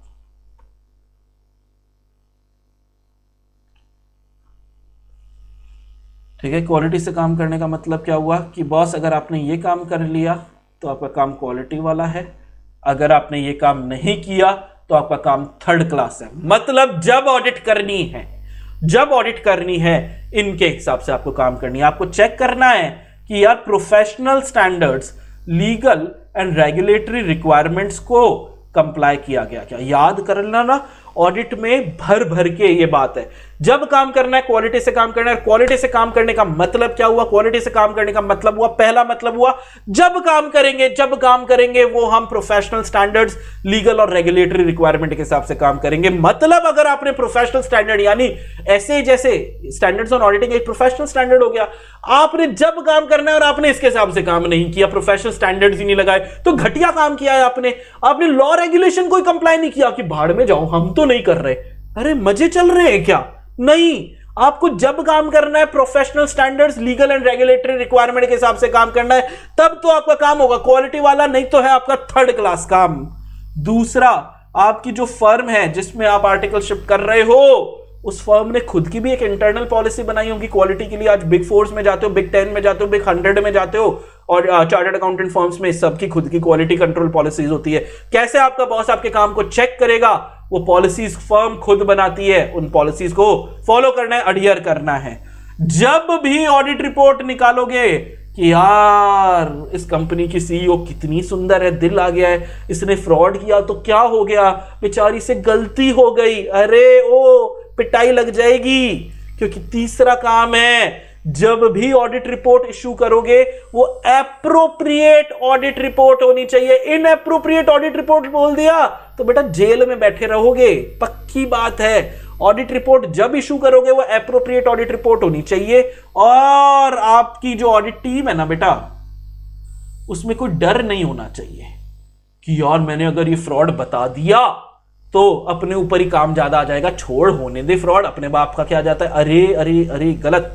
टीम में एबिलिटी होनी चाहिए कि वो कंसर्न रेस करे विदाउट फियर ऑफ रिप्रेजल। रिप्रेजल का मतलब उन पे उल्टा नहीं पड़ जाए, ठीक है, ये ध्यान रख के ऑडिट करनी है। 4 चीजें अगर आपने फॉलो कर ली ऑडिट में तो हमेशा आपका काम होगा क्वालिटी का। पहला, ये मेरे को याद चाहिए, अभी याद चाहिए कि जब काम करेंगे वो कैसे करेंगे, वो professional standards, legal and regulatory requirement के हिसाब से काम करेंगे। दूसरा, फर्म की खुद की अगर कोई क्वालिटी कंट्रोल पॉलिसीज हैं तो उन क्वालिटी कंट्रोल पॉलिसीज को भी हम कंप्लाई करेंगे। तीसरा, जब भी हम ऑडिट रिपोर्ट इशू करेंगे वो ऑडिट रिपोर्ट कैसे होगी, वो ऑडिट रिपोर्ट होगी बेटा एप्रोप्रिएट। और आखिरी की, आपकी टीम में एबिलिटी होनी चाहिए to raise concern without fear of reprisal. बेटा कर दे पॉज और यहां पे इन 4 को कांच में देख के बोल दे। अगर बोल पाया तो आई एम वेरी हैप्पी, तेरे को एग्जाम में याद हो जाएगा। जब काम करना है वो इसके हिसाब से काम करना है। और ये जो शब्द लिखे हुए ना बेटा, ये आगे कई चैप्टर्स में, इनफैक्ट इस चैप्टर में भी कई बार रिपीट होंगे, आगे भी कुछ चैप्टर्स में ये रिपीट होने वाले हैं। तो क्वालिटी से काम करने का मतलब कि ये 4 तरीके से काम करो। ये 4 तरीके से काम हो गया तो आपका काम हुआ क्वालिटी का। और अगर 4 में से कोई एक भी छूट गया तो आपका काम क्वालिटी वाला नहीं है। और जब क्वालिटी का काम नहीं है ना, पहले तो बच जाते थे लेकिन अब चार्टर्ड अकाउंटेंट जेल जाने लग गए हैं सिर्फ इसकी वजह से, क्योंकि उन्होंने क्वालिटी वाला काम नहीं किया। तो बिल्कुल अच्छे से याद कर लेना है। आगे चलते हैं। पॉज करके गाना गा लिया क्या? जल्दी से कर लो एक बार। गाने हो ही गए होंगे, चले आगे। यस, चले आगे। दूसरा सुपर डुपर इंपॉर्टेंट, ये है एकदम हमारा राजा बेटा, सुपर इंपॉर्टेंट। 1 2 एक और 3, ठीक है, सुपर इंपॉर्टेंट है। ये हमारा दूसरा टॉपिक है। पहला तो लीडरशिप था, दूसरा टॉपिक हमारा हो गया एथिकल रिक्वायरमेंट। ठीक है, क्या क्या एथिकल रिक्वायरमेंट है? पहले तो इंटेग्रिटी, मैंने ये वर्ड बोला था, पहले भाग ये भी आएगा। एथिकली, चाहे एथिक वर्ड है लेकिन आपके लिए कंपलसरी है कि आपको इन रिक्वायरमेंट के हिसाब से ही ऑडिट करनी पड़ेगी। जब ऑडिट करोगे इनके हिसाब से, ऑडिट में आपकी अखंडता, इंटेग्रिटी होनी चाहिए कि यानी आप प्रलोभन में आके, लालच में आके ऑडिट की इंटेग्रिटी खराब नहीं करोगे। ऑब्जेक्टिविटी यानी कॉमन सेंस, लॉजिकल थिंकिंग लगाओगे ऑडिट में। आप जो भी बंदा ऑडिट कर रहा है वो प्रोफेशनली कॉम्पिटेंट है, ठीक है, और वो ड्यू केयर लगा रहा है। मतलब आप आज से इंटर के बाद आप आर्टिकलशिप पे जाते हो एक ग्रुप के बाद भी, तो आप में थोड़ी बुद्धि है, तो प्रोफेशनली कॉम्पिटेंट होने चाहिए। आप ऑडिट में आपको क्या चीज पता लगी वो आपने जनता को पहले ही बता दी। अरे ऑडिट रिपोर्ट आई नहीं, मैनेजमेंट किसी को पता ना, पहले ही हमने तो इंस्टाग्राम पे रील बता दी कि हम इस कंपनी की देखो ऑडिट कर रहे हैं, इसमें तो ये गड़बड़ी मिल गई। अरे वो कॉन्फिडेंशियलिटी रखनी है। और बेटा प्रोफेशनल बिहेवियर, मतलब जिस तरीके से मैं पढ़ा रहा हूं वैसे ऑडिट मत कर देना, मैं तो मस्ती में आपको ऑडिट पढ़ा रहा हूं, ठीक है, हंसी मजाक करने की कोशिश कर रहा हूं, प्रोफेशनल बिहेवियर नहीं है। हैड इट बीन कि मैं अगर एक ऑडिट में होता तो मुझे लगता है कि मैं इस तरीके से बात करता नहीं, my language would have been very different, बहुत फॉर्मल तरीके से। मैं ऑडिट में लिख रहा हूं, ऑडिट रिपोर्ट में बेड़ू की कंपनी में एकदम बैंड बजी पड़ी है, अरे ओ नहीं, ठीक है, मैं स्लीपर में उठ के ऑडिट करने पहुंच गया, ठीक है, नहीं चलेगा, बिल्कुल नहीं। होली खेल ली, ऑडिट करने चलेगा, एकदम भूत बन के आ गया है ऑडिटर, अरे नहीं चलेगा। प्रोफेशनल बिहेवियर रखो, एक मर्यादा होती है सी इंस्टीट्यूट की, एक चार्टर्ड अकाउंटेंट की, ठीक है, उसको फॉलो करेंगे। तो याद कर लो एथिकल रिक्वायरमेंट में पहले तो इन 5 में से कोई 4 भी याद कर लोगे बहुत है, लेकिन 5 याद रखो। एक चार्टर्ड अकाउंटेंट में ये 5 चीजें होनी चाहिए, integrity, objectivity, professional competent and due care, confidentiality and professional behaviour. लेकिन एथिकल रिक्वायरमेंट यहीं पे नहीं रुके। हमारे code of ethics of professional accountant ने, हमारे code of ethics of professional accountant ने और भी एक चीज बोली कि ये 5 चीजें तो होनी ही चाहिए, ये 5 चीजें तो होनी ही चाहिए। 1 2 3 4, 3 के बाद 4 ऐसे नहीं होता, 4 एंड 5, ये 5 चीजें तो होनी चाहिए। इस 5 चीजों के साथ साथ हमारे code of ethics of professional accountant ने क्या बोला कि भाई ऑडिटर इस 5 के साथ साथ ऑडिटर होना चाहिए इंडिपेंडेंट। क्या होना चाहिए ऑडिटर?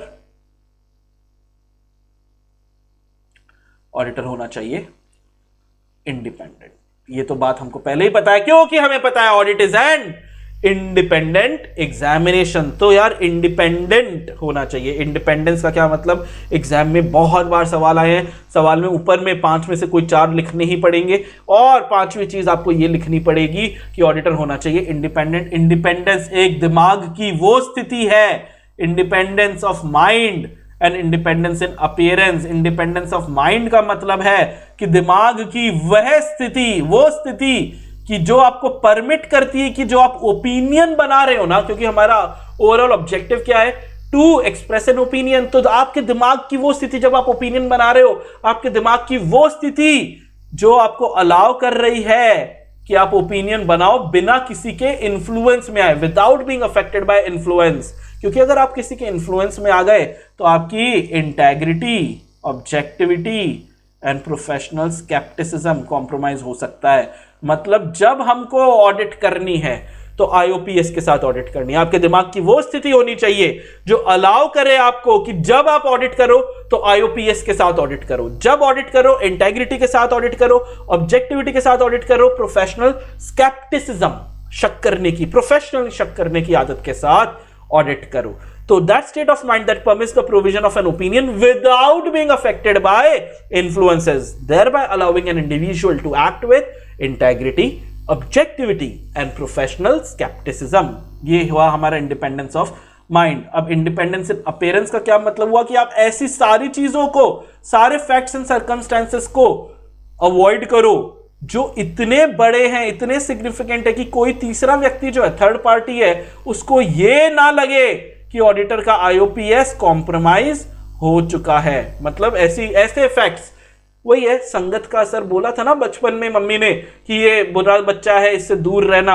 आपको ऐसे बुरे फैक्ट्स और सर्कमस्टेंसेस को अवॉइड करना है जो इतने बुरे हैं, इतने सिग्निफिकेंट है कि आपका खुद का इंटेग्रिटी, ऑब्जेक्टिविटी और प्रोफेशनल स्केप्टिसिज्म जो है वो कॉम्प्रोमाइज हो जाए। ऐसे बुरे बच्चे से दूर रहना है, ऐसे बुरे फैक्ट और सर्कमस्टेंसेस से दूर रहना है। तो code of ethics of professional accountant ने क्या क्या एथिकल रिक्वायरमेंट बोला?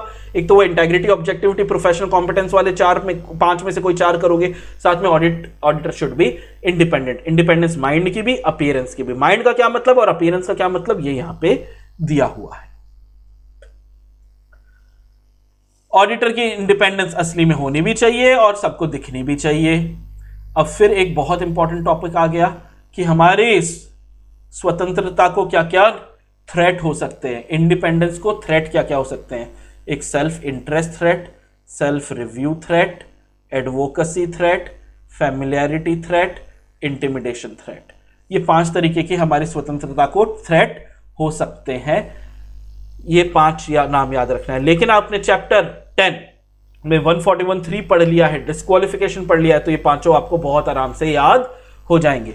सेल्फ इंटरेस्ट थ्रेट का, ऑडिटर का खुद का फाइनेंशियल इंटरेस्ट है, खुद शेयर वेयर लेके बैठा हुआ है, ठीक है। सेल्फ रिव्यू, ऑडिटर खुद एम्प्लॉई है और अपने काम की ऑडिट खुद कर रहा है, जजमेंट्स जो उसने खुद नहीं लिए।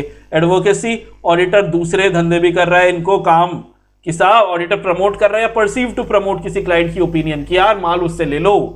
फैमिलिटी थ्रेट, ऑडिटर रिलेशनशिप में आ गया क्लाइंट के साथ। इंटिमिडेशन थ्रेट, ऑडिटर को डरा दिया, धमका दिया, ठीक है, कि भाई साहब ऑडिटर ठीक से काम कर लो नहीं तो राणा नायडू को भेज देंगे। अब राणा नायडू नहीं पता कौन है तो बहुत अच्छी बात है बेटा, तू सीए बन जाएगा, सीए इंटर पास हो जाएगा। लेकिन अगर तेरे को पता है ना तो ज्यादा नेटफ्लिक्स खेल रहा है तो बेटा तकलीफ में आ जाएगा। छोड़ दे ये सारी चीजें, पढ़ाई में दिमाग लगा, ठीक है। ऑडिटर को डरा धमका के कुछ रिपोर्ट लिखवा ली, ये इंटिमिडेशन थ्रेट हो सकता है, बिल्कुल हो सकता है। हमारी इंडिपेंडेंस को बचाए कैसे? 3rd क्लास तरीके हैं बचाने के, क्योंकि बच नहीं सकती है इनसे। लेकिन फिर भी क्या पॉइंट बोला गया है कि भैया always be and appear to be independent. सब गले में एकदम बोर्ड लगा के घूमे कि हम इंडिपेंडेंट है, लोग पीट जाएंगे ऐसे ही। हैव इंटेग्रिटी, ऑब्जेक्टिविटी, आईओपीएस, वाह वाह वाह वाह वाह। कंसिडर, ये अच्छा है कि यार अगर आप किसी डॉन की, ठीक है, कंपनी की ऑडिट कर रहे हो, कोई माफिया की ऑडिट कर रहे हो, तो पता है ना, पहले कंसिडर कर लो कि आपकी इंडिपेंडेंस को क्या क्या खतरे हो सकते हैं।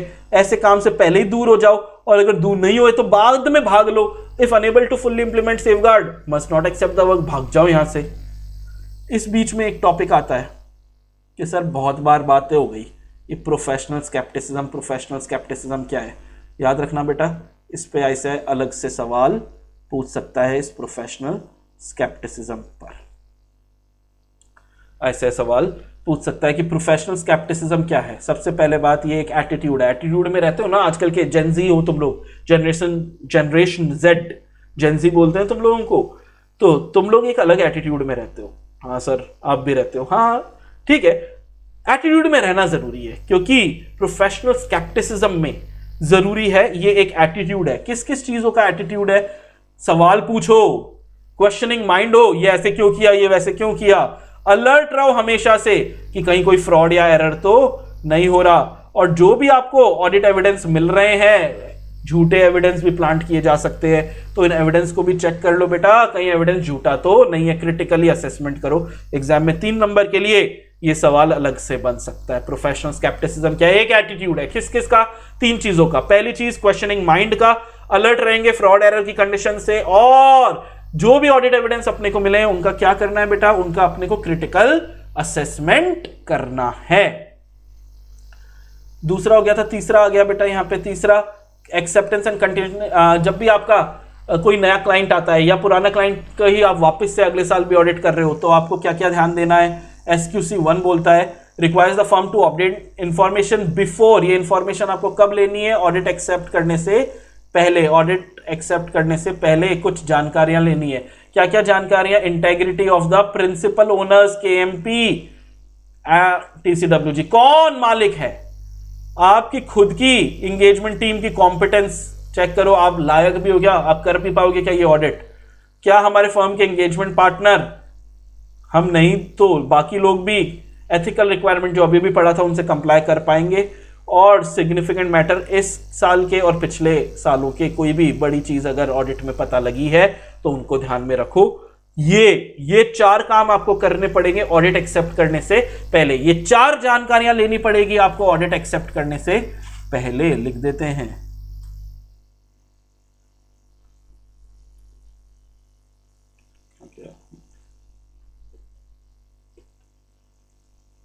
यह है 4 जानकारियां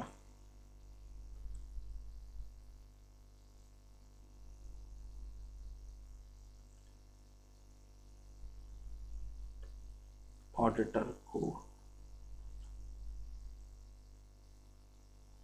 लेनी होंगी।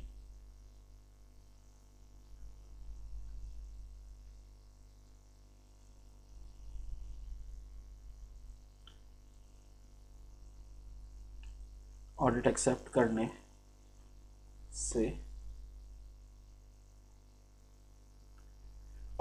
करने से पहले ये 4 जानकारियां, 4 नंबर, 4 जानकारियां, ये 4 जानकारियां लेनी पड़ेगी कि कौन है हमारे इस कंपनी के मालिक जिनकी हम ऑडिट कर रहे हैं, क्या हमारी खुद की टीम कॉम्पिटेंट है, टाइम है, रिसोर्सेज है ऑडिट करने के लिए, हमारे और कोई पार्टनर तो एथिकल रिक्वायरमेंट को कॉम्प्रोमाइज नहीं कर रहे, सारे एथिकली रिक्वायरमेंट फुलफिल कर रहे हैं, और इस ऑडिट की या इससे पिछले सालों की किसी ऑडिट में कोई बड़ा मैटर आ गया था क्या, उन मैटर्स को समझने। 4th हमारा है ऑडिट है यार इंसान ही करता है, ह्यूमन रिसोर्सेज। तो जो आपका ह्यूमन रिसोर्स है वो क्या होना चाहिए, CCC होना चाहिए। यानी क्या होना चाहिए सर, ये होने चाहिए केपेबल, कॉम्पिटेंट, और वो कंप्लाई कर पाए एथिकल रिक्वायरमेंट को, एथिकल प्रिंसिपल्स को। इंगेजमेंट, जब आप ऑडिट कर रहे हो यानी इंगेजमेंट को परफॉर्म कर रहे हो, मतलब जब आप ऑडिट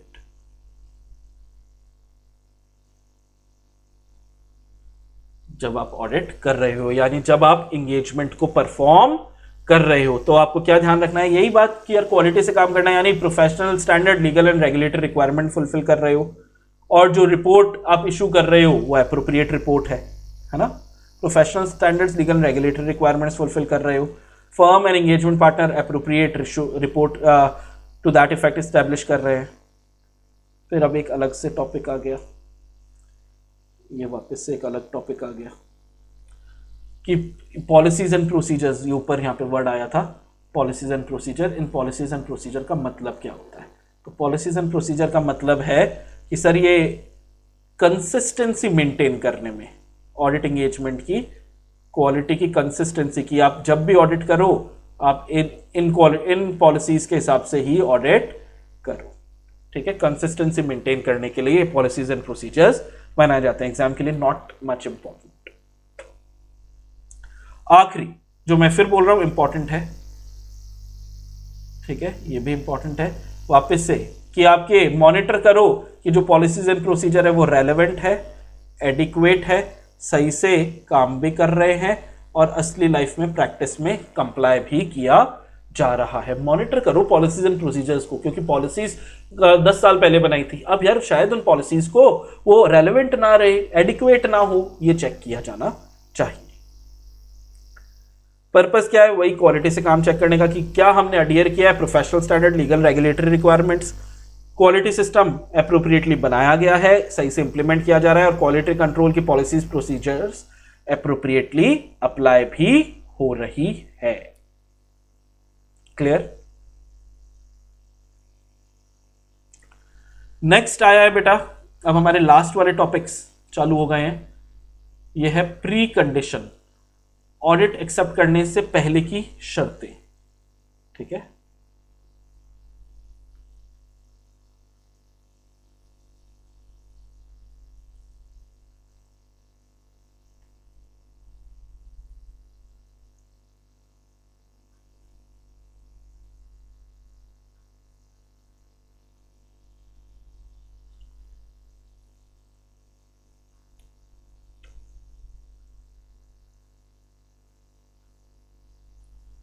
ऑडिट एक्सेप्ट करने से पहले की 2 शर्तें हैं, ये दोनों शर्तें फुलफिल होनी चाहिए, तभी आप ऑडिट एक्सेप्ट कर सकते हो, ठीक है।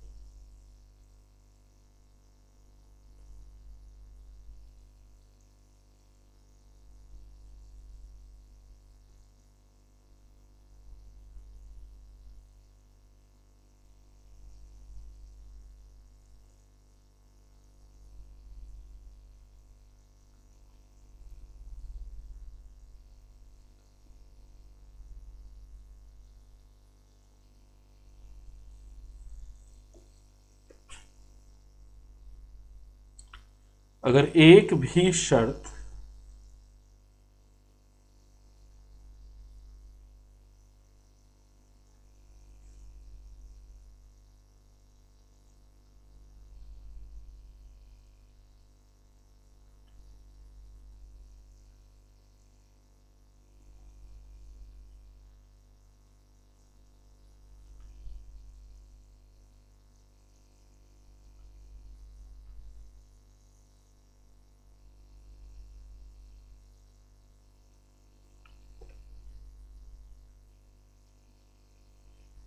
अगर एक भी शर्त पूरी नहीं होती तो ऑडिट एक्सेप्ट करनी पड़ेगी। एग्जाम के लिए सुपर इंपॉर्टेंट है, super important, super important. Last के टॉपिक से बेटा, मैंने बोला था लास्ट के टॉपिक से,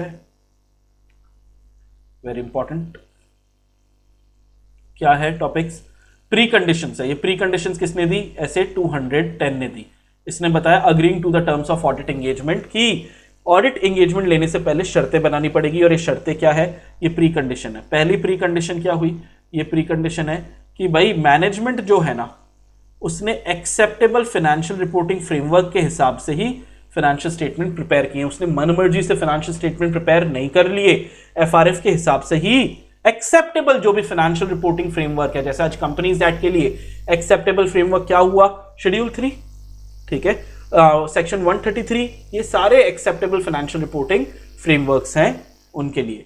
और अग्रीमेंट मैनेजमेंट टीसीडब्ल्यूजी का होना चाहिए उस प्रीमाइस पर जिस पे ऑडिट कंडक्ट की जाएगी, यानी पहले से एक अग्रीमेंट बना लो जिसमें स्कोप वगैरह ये वो अभी मैं बताऊंगा इस अग्रीमेंट में क्या क्या होता है। लेकिन ये दोनों चीजें जब तक नहीं हो तब तक काम, फाइनेंशियल स्टेटमेंट जो मैनेजमेंट बनाएगा ऑडिटर तो बनाएगा नहीं, तो ये फाइनेंशियल स्टेटमेंट एक्सेप्टेबल तरीके से बनाना चाहिए मैनेजमेंट को, ठीक है। और दूसरा, अग्रीमेंट पहले ही साइन कर लो मैनेजमेंट के साथ, बाद में साइन नहीं करना है, बाद में लड़ना नहीं है कि हमको ये नहीं करने दे रहे वो नहीं, पहले ही अग्रीमेंट बना लेना चाहिए। जब तक ये दोनों काम नहीं हो जाए आप ऑडिट करने नहीं जा सकते। ये दो प्री कंडीशन है, very very very very important है ये दोनों प्री कंडीशन, ठीक है। ये फर्स्ट प्री कंडीशन हो गई और ये सेकेंड प्री कंडीशन हो गई। चेक करना है पहले ही ऑडिट स्टार्ट करने से पहले कि क्या दोनों ये शर्तें मौजूद है, ये प्री कंडीशंस जो हैं ये मौजूद है क्या, ठीक है। कैसे करेंगे? पहले तो खुद पता लगाएंगे कि एफआरएफ क्या है, फाइनेंशियल रिपोर्टिंग फ्रेमवर्क क्या है, खुद जानो, फिर चेक करो कि हाँ ये ऐसे ही बनाया है या नहीं। और दूसरा, जो अग्रीमेंट है उसी कॉपी लो और चेक करो कि क्या मैनेजमेंट उसमें लिखता है कि हाँ हम अंडरस्टैंड भी कर रहे हैं और एक्सेप्ट भी कर रहे हैं अपनी जिम्मेदारियां। मैनेजमेंट की जिम्मेदारियां क्या क्या चीजों की हो सकती है? फाइनेंशियल स्टेटमेंट जो है वो एप्लीकेबल एफआरएफ के हिसाब से बनाएंगे, इंटरनल कंट्रोल भी, ताले चाबी भी मैनेजमेंट रखेगा, जो भी उसको नेसेसरी लगता है। ऑडिटर को क्या देगा? एक्सेस देगा इंफॉर्मेशन का, रिकॉर्ड्स का, डॉक्यूमेंट्स का, अदर मैटर का इंफॉर्मेशन देगा। कोई भी एडिशनल सवाल है कि तेरा बाप क्या करता है उसका जवाब देगा। अनरिस्ट्रिक्टेड एक्सेस देगा उन सभी लोगों को जहां से ऑडिटर को क्या मिल सकती है, कोई भी जानकारियां मिल सकती है। ये सारी चीजें अग्रीमेंट में लिखी गई हैं। नहीं लिखी गई यानी अग्रीमेंट बकवास है, मत करो आगे, आप ऑडिट एक्सेप्ट ही मत करो। प्री कंडीशंस मौजूद है या नहीं ये चेक आप करोगे। एक बार हमने अग्रीमेंट बनाया तो उस अग्रीमेंट में मिनिमम क्या क्या चीजें होनी चाहिए बेटा? अग्रीमेंट में मिनिमम, एक तो ये अग्रीमेंट राइटिंग में होना ही चाहिए, वर्बल अग्रीमेंट चाहिए ही नहीं। और क्या क्या टर्म्स होने चाहिए बेटा? टर्म्स होने चाहिए, ऑडिट के ऑब्जेक्टिव स्कोप होने चाहिए, ऑडिटर की क्या क्या रिस्पॉन्सिबिलिटी है और मैनेजमेंट की क्या क्या रिस्पॉन्सिबिलिटी है, दोनों की रिस्पॉन्सिबिलिटीज होंगी। तो ऑडिटर की क्या रिस्पॉन्सिबिलिटी, ऑडिटर की और मैनेजमेंट की क्या रिस्पॉन्सिबिलिटी, ये दोनों ही लिखा होना चाहिए। एप्लीकेबल एफआरएफ कौन सा है वो लिखा होना चाहिए। कोई भी एक्सपेक्टेशन है क्या कि ये वाला फॉर्म या ये ऑडिट रिपोर्ट में लिखा जाना चाहिए, फॉर्म CRA 1 मिलेगा, 2 मिलेगा, क्या मिलेगा, ये एक्सपेक्टेशन अगर है तो इसको भी लिखो। लेकिन एक स्टेटमेंट डाल दो, एक्सपेक्टेशन अगर लिख रहे हो कि भाई साहब असली ऑडिट के बाद हो सकता है जो आपकी एक्सपेक्टेशन हो मैनेजमेंट वो पूरी नहीं हो, कोई भी कारण हो सकते हैं, तो हम अपने आप को बचाने के लिए एक स्टेटमेंट डाल देंगे। तो बेटा ये पांच चीजें हमारे अग्रीमेंट में होनी ही चाहिए।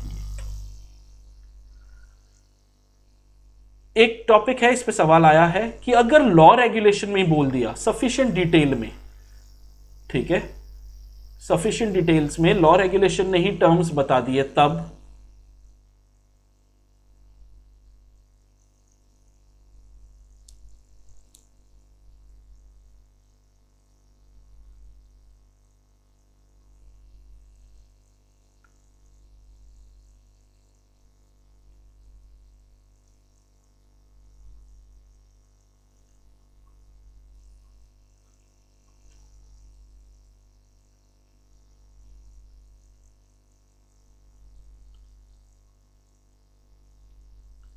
अगर लॉ रेगुलेशन में सफिशिएंट डिटेल में टर्म्स मेंशन, ये मेंशन बहुत ही गंदा दिख रहा है, ये मेंशन लग भी नहीं रहा था।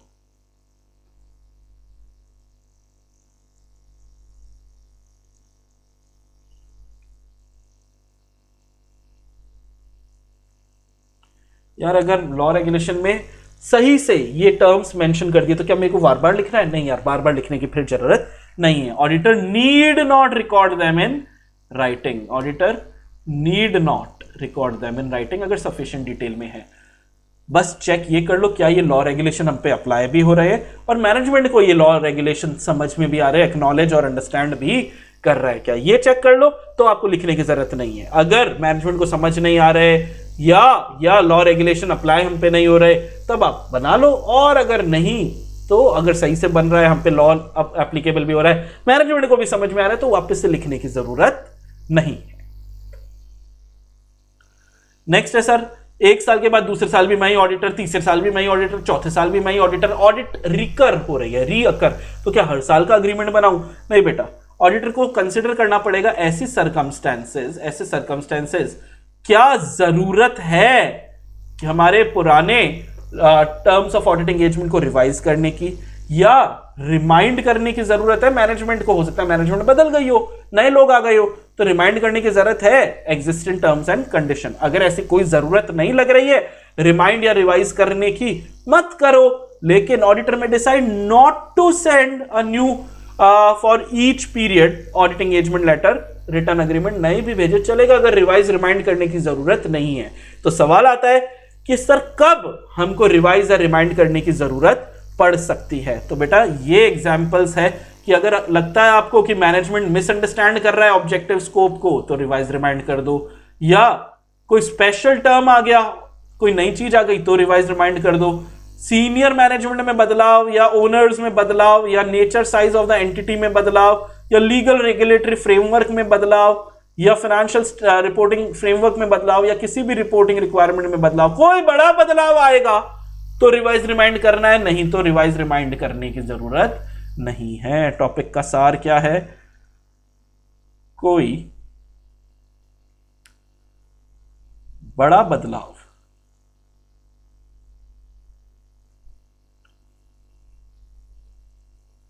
आएगा तो ही रिवाइज या रिमाइंड करने की जरूरत है, ठीक है। अदरवाइज रिवाइज रिमाइंड करने की जरूरत नहीं है। और ये बदलाव के मैंने आपको एग्जांपल्स बता दिए। अब ऑडिट एक्सेप्ट करने से पहले, ऑडिट एक्सेप्ट करने से पहले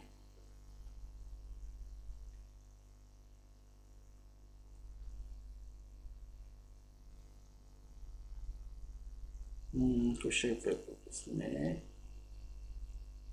नहीं यार, जिस तरीके का एरो एरो नहीं है क्या इनमें?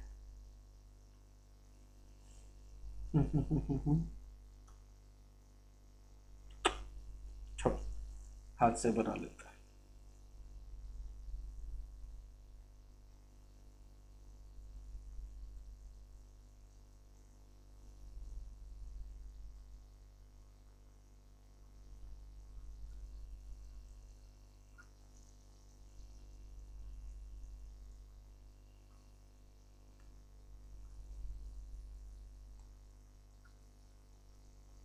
ऑडिट एक्सेप्ट करने से पहले, ठीक है।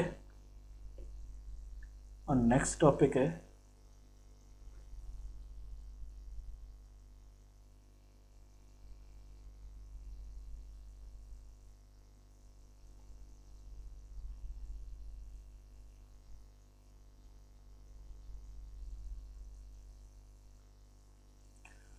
देखो, पहला वाला टॉपिक जो है वो ऑडिट एक्सेप्ट करने से पहले है, और दूसरा वाला है वो ऑडिट एक्सेप्ट करने के बाद है। अगर ऑडिट एक्सेप्ट करने से पहले ही मैनेजमेंट या टीसीडब्ल्यूजी स्कोप को इतना छोटा कर देती है, लिमिटेशंस कर देती है, इतना छोटा स्कोप कर देती है कि फिक्स है कि ऑडिटर डिस्क्लेमर की ही ओपिनियन देगा। ऑडिटर कौन सी ओपिनियन देगा?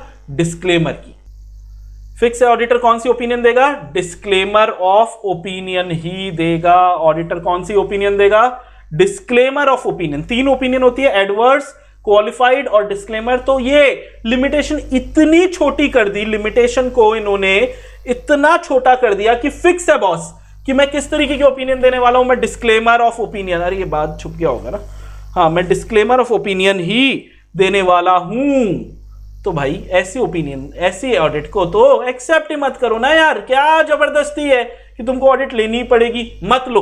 ये ऑडिट एक्सेप्ट करने से पहले हुआ, पहले ये आपको स्कोप देखकर पता लग गया, इतना छोटा स्कोप। ऐसे स्कोप को देखकर तो मैं पक्की बात है डिस्क्लेमर की ओपिनियन देने वाला हूं, मत कर ऑडिट एक्सेप्ट। लेकिन ये तो चल जाएगा। दूसरा वाला जो नाटक आया ना बेटा, ये दूसरा नाटक जो आया ना, ये दूसरा नाटक आपको दिख रहा है क्या? ऑडिट हमने एक्सेप्ट कर ली, ऑडिट हमने एक्सेप्ट कर ली, और करने के बाद उन्होंने, मैनेजमेंट ने ऑडिट खत्म होने से पहले, ऑडिट हमने एक्सेप्ट कर ली लेकिन खत्म होने से पहले, बिफोर कंप्लीशन, ऑडिट खत्म होने से पहले मैनेजमेंट ने गिड़गिड़ा के हमसे रिक्वेस्ट की कि सर एंगेजमेंट को चेंज करके एक लोअर लेवल ऑफ अश्योरेंस वाली एंगेजमेंट ले लो। चेंज करके आप कौन सी ले लो? एक लोअर वाली। अब कम कर दो। बढ़ाना है तो कोई दिक्कत ही नहीं है बेटा, बढ़ाने में कोई तकलीफ नहीं है, लेकिन कम करने में तकलीफ है। तो लोअर लेवल ऑफ एश्योरेंस ले लें तो हम सीधा मना कर देंगे मैनेजमेंट को, नहीं बेटा, ऐसे मुंह पे नहीं मार देते मैनेजमेंट को, सीधा मना नहीं करेंगे। हो सकता है पहले 99% एश्योरेंस मिल रहा था, अब 95% मिल रहा है, 75 पड़ रहा है। आपको 70% ही चाहिए था, मान लो आपको 70 चल रहा था, अभी भी तो ज्यादा मिल रहा है ना जितना चाहिए उससे। तो इसीलिए हम क्या बोलेंगे? सीधा मना नहीं करेंगे मैनेजमेंट को, हम कंसीडर करेंगे क्या एप्रोप्रिएट रहेगा मैनेजमेंट की रिक्वेस्ट को मानना। अब इसमें जब हम कंसीडर करेंगे तो क्या क्या चीजें देख रहे हैं कि सर रिक्वेस्ट क्यों की? हो सकता है परिस्थितियों में बदलाव आ गया हो, मैनेजमेंट की हालत खराब हो गई हो, सर्कमस्टेंसेस में बदलाव आ गया हो, कोई मिसअंडरस्टैंडिंग हो गई थी उनकी ऑडिट एंड रिलेटेड सर्विस में, या रिस्ट्रिक्शन एंगेजमेंट पे लगा दिया गया मैनेजमेंट सर्कमस्टेंसेस द्वारा, कुछ भी हो सकता है। उस कारण को समझो, कारण समझने के बाद उस कारण को केयरफुली कंसिडर करो, ठीक है। और देखो क्या ऑडिटर कंक्लूड कर रहा है कि क्या आपके पास रीजनेबल जस्टिफिकेशन है to change the engagement. Reasonable है मान लो, और जो अभी भी आपने बदल के भी जब आप ऑडिट करोगे तो आप सारे स्टैंडर्ड्स ऑन ऑडिटिंग को कंप्लाई कर पा रहे हो। दोनों चीजें अगर फुलफिल हो रही है, दोनों चीजें अगर फुलफिल हो रही है, ठीक है, दोनों पॉइंट्स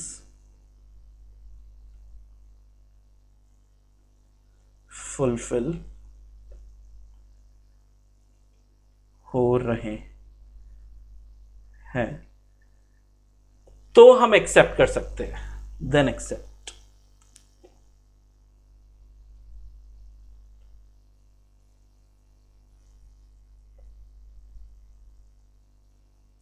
मैनेजमेंट की रिक्वेस्ट को एक्सेप्ट कर लो, और दोनों में से एक भी पॉइंट अगर फुलफिल नहीं हो रहा, रिजेक्ट कर दो, ठीक है।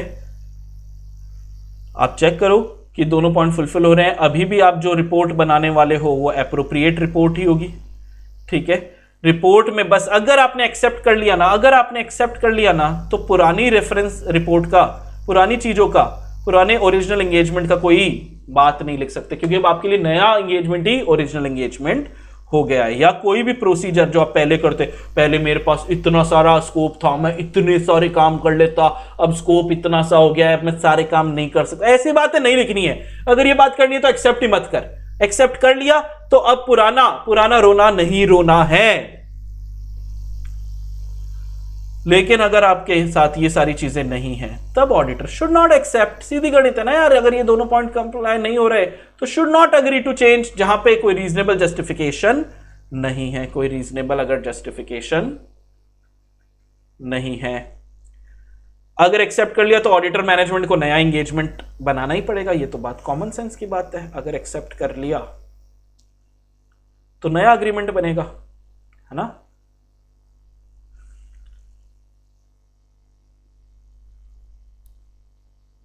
अगर एक्सेप्ट कर लिया तो नया अग्रीमेंट बनेगा।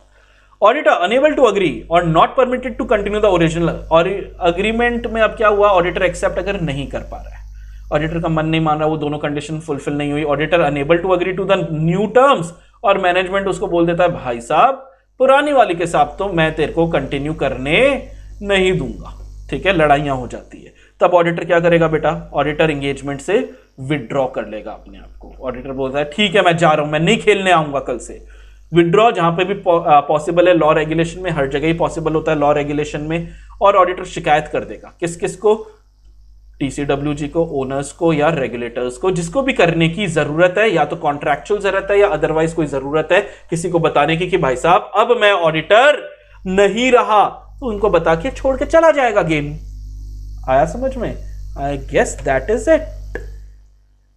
ये एक एग्जाम्पल है। अगर आप कंपनी में ऑडिटर हो तो एक लीगल ऑब्लिगेशन है ना, कि अगर आप छोड़ के जाते हो 142 के हिसाब से, गवर्नमेंट के हो तो सीएनडीजी आरओसी कंपनी को बता रहे हो, नॉन गवर्नमेंट के हो तो आरओसी कंपनी को बता रहे हो।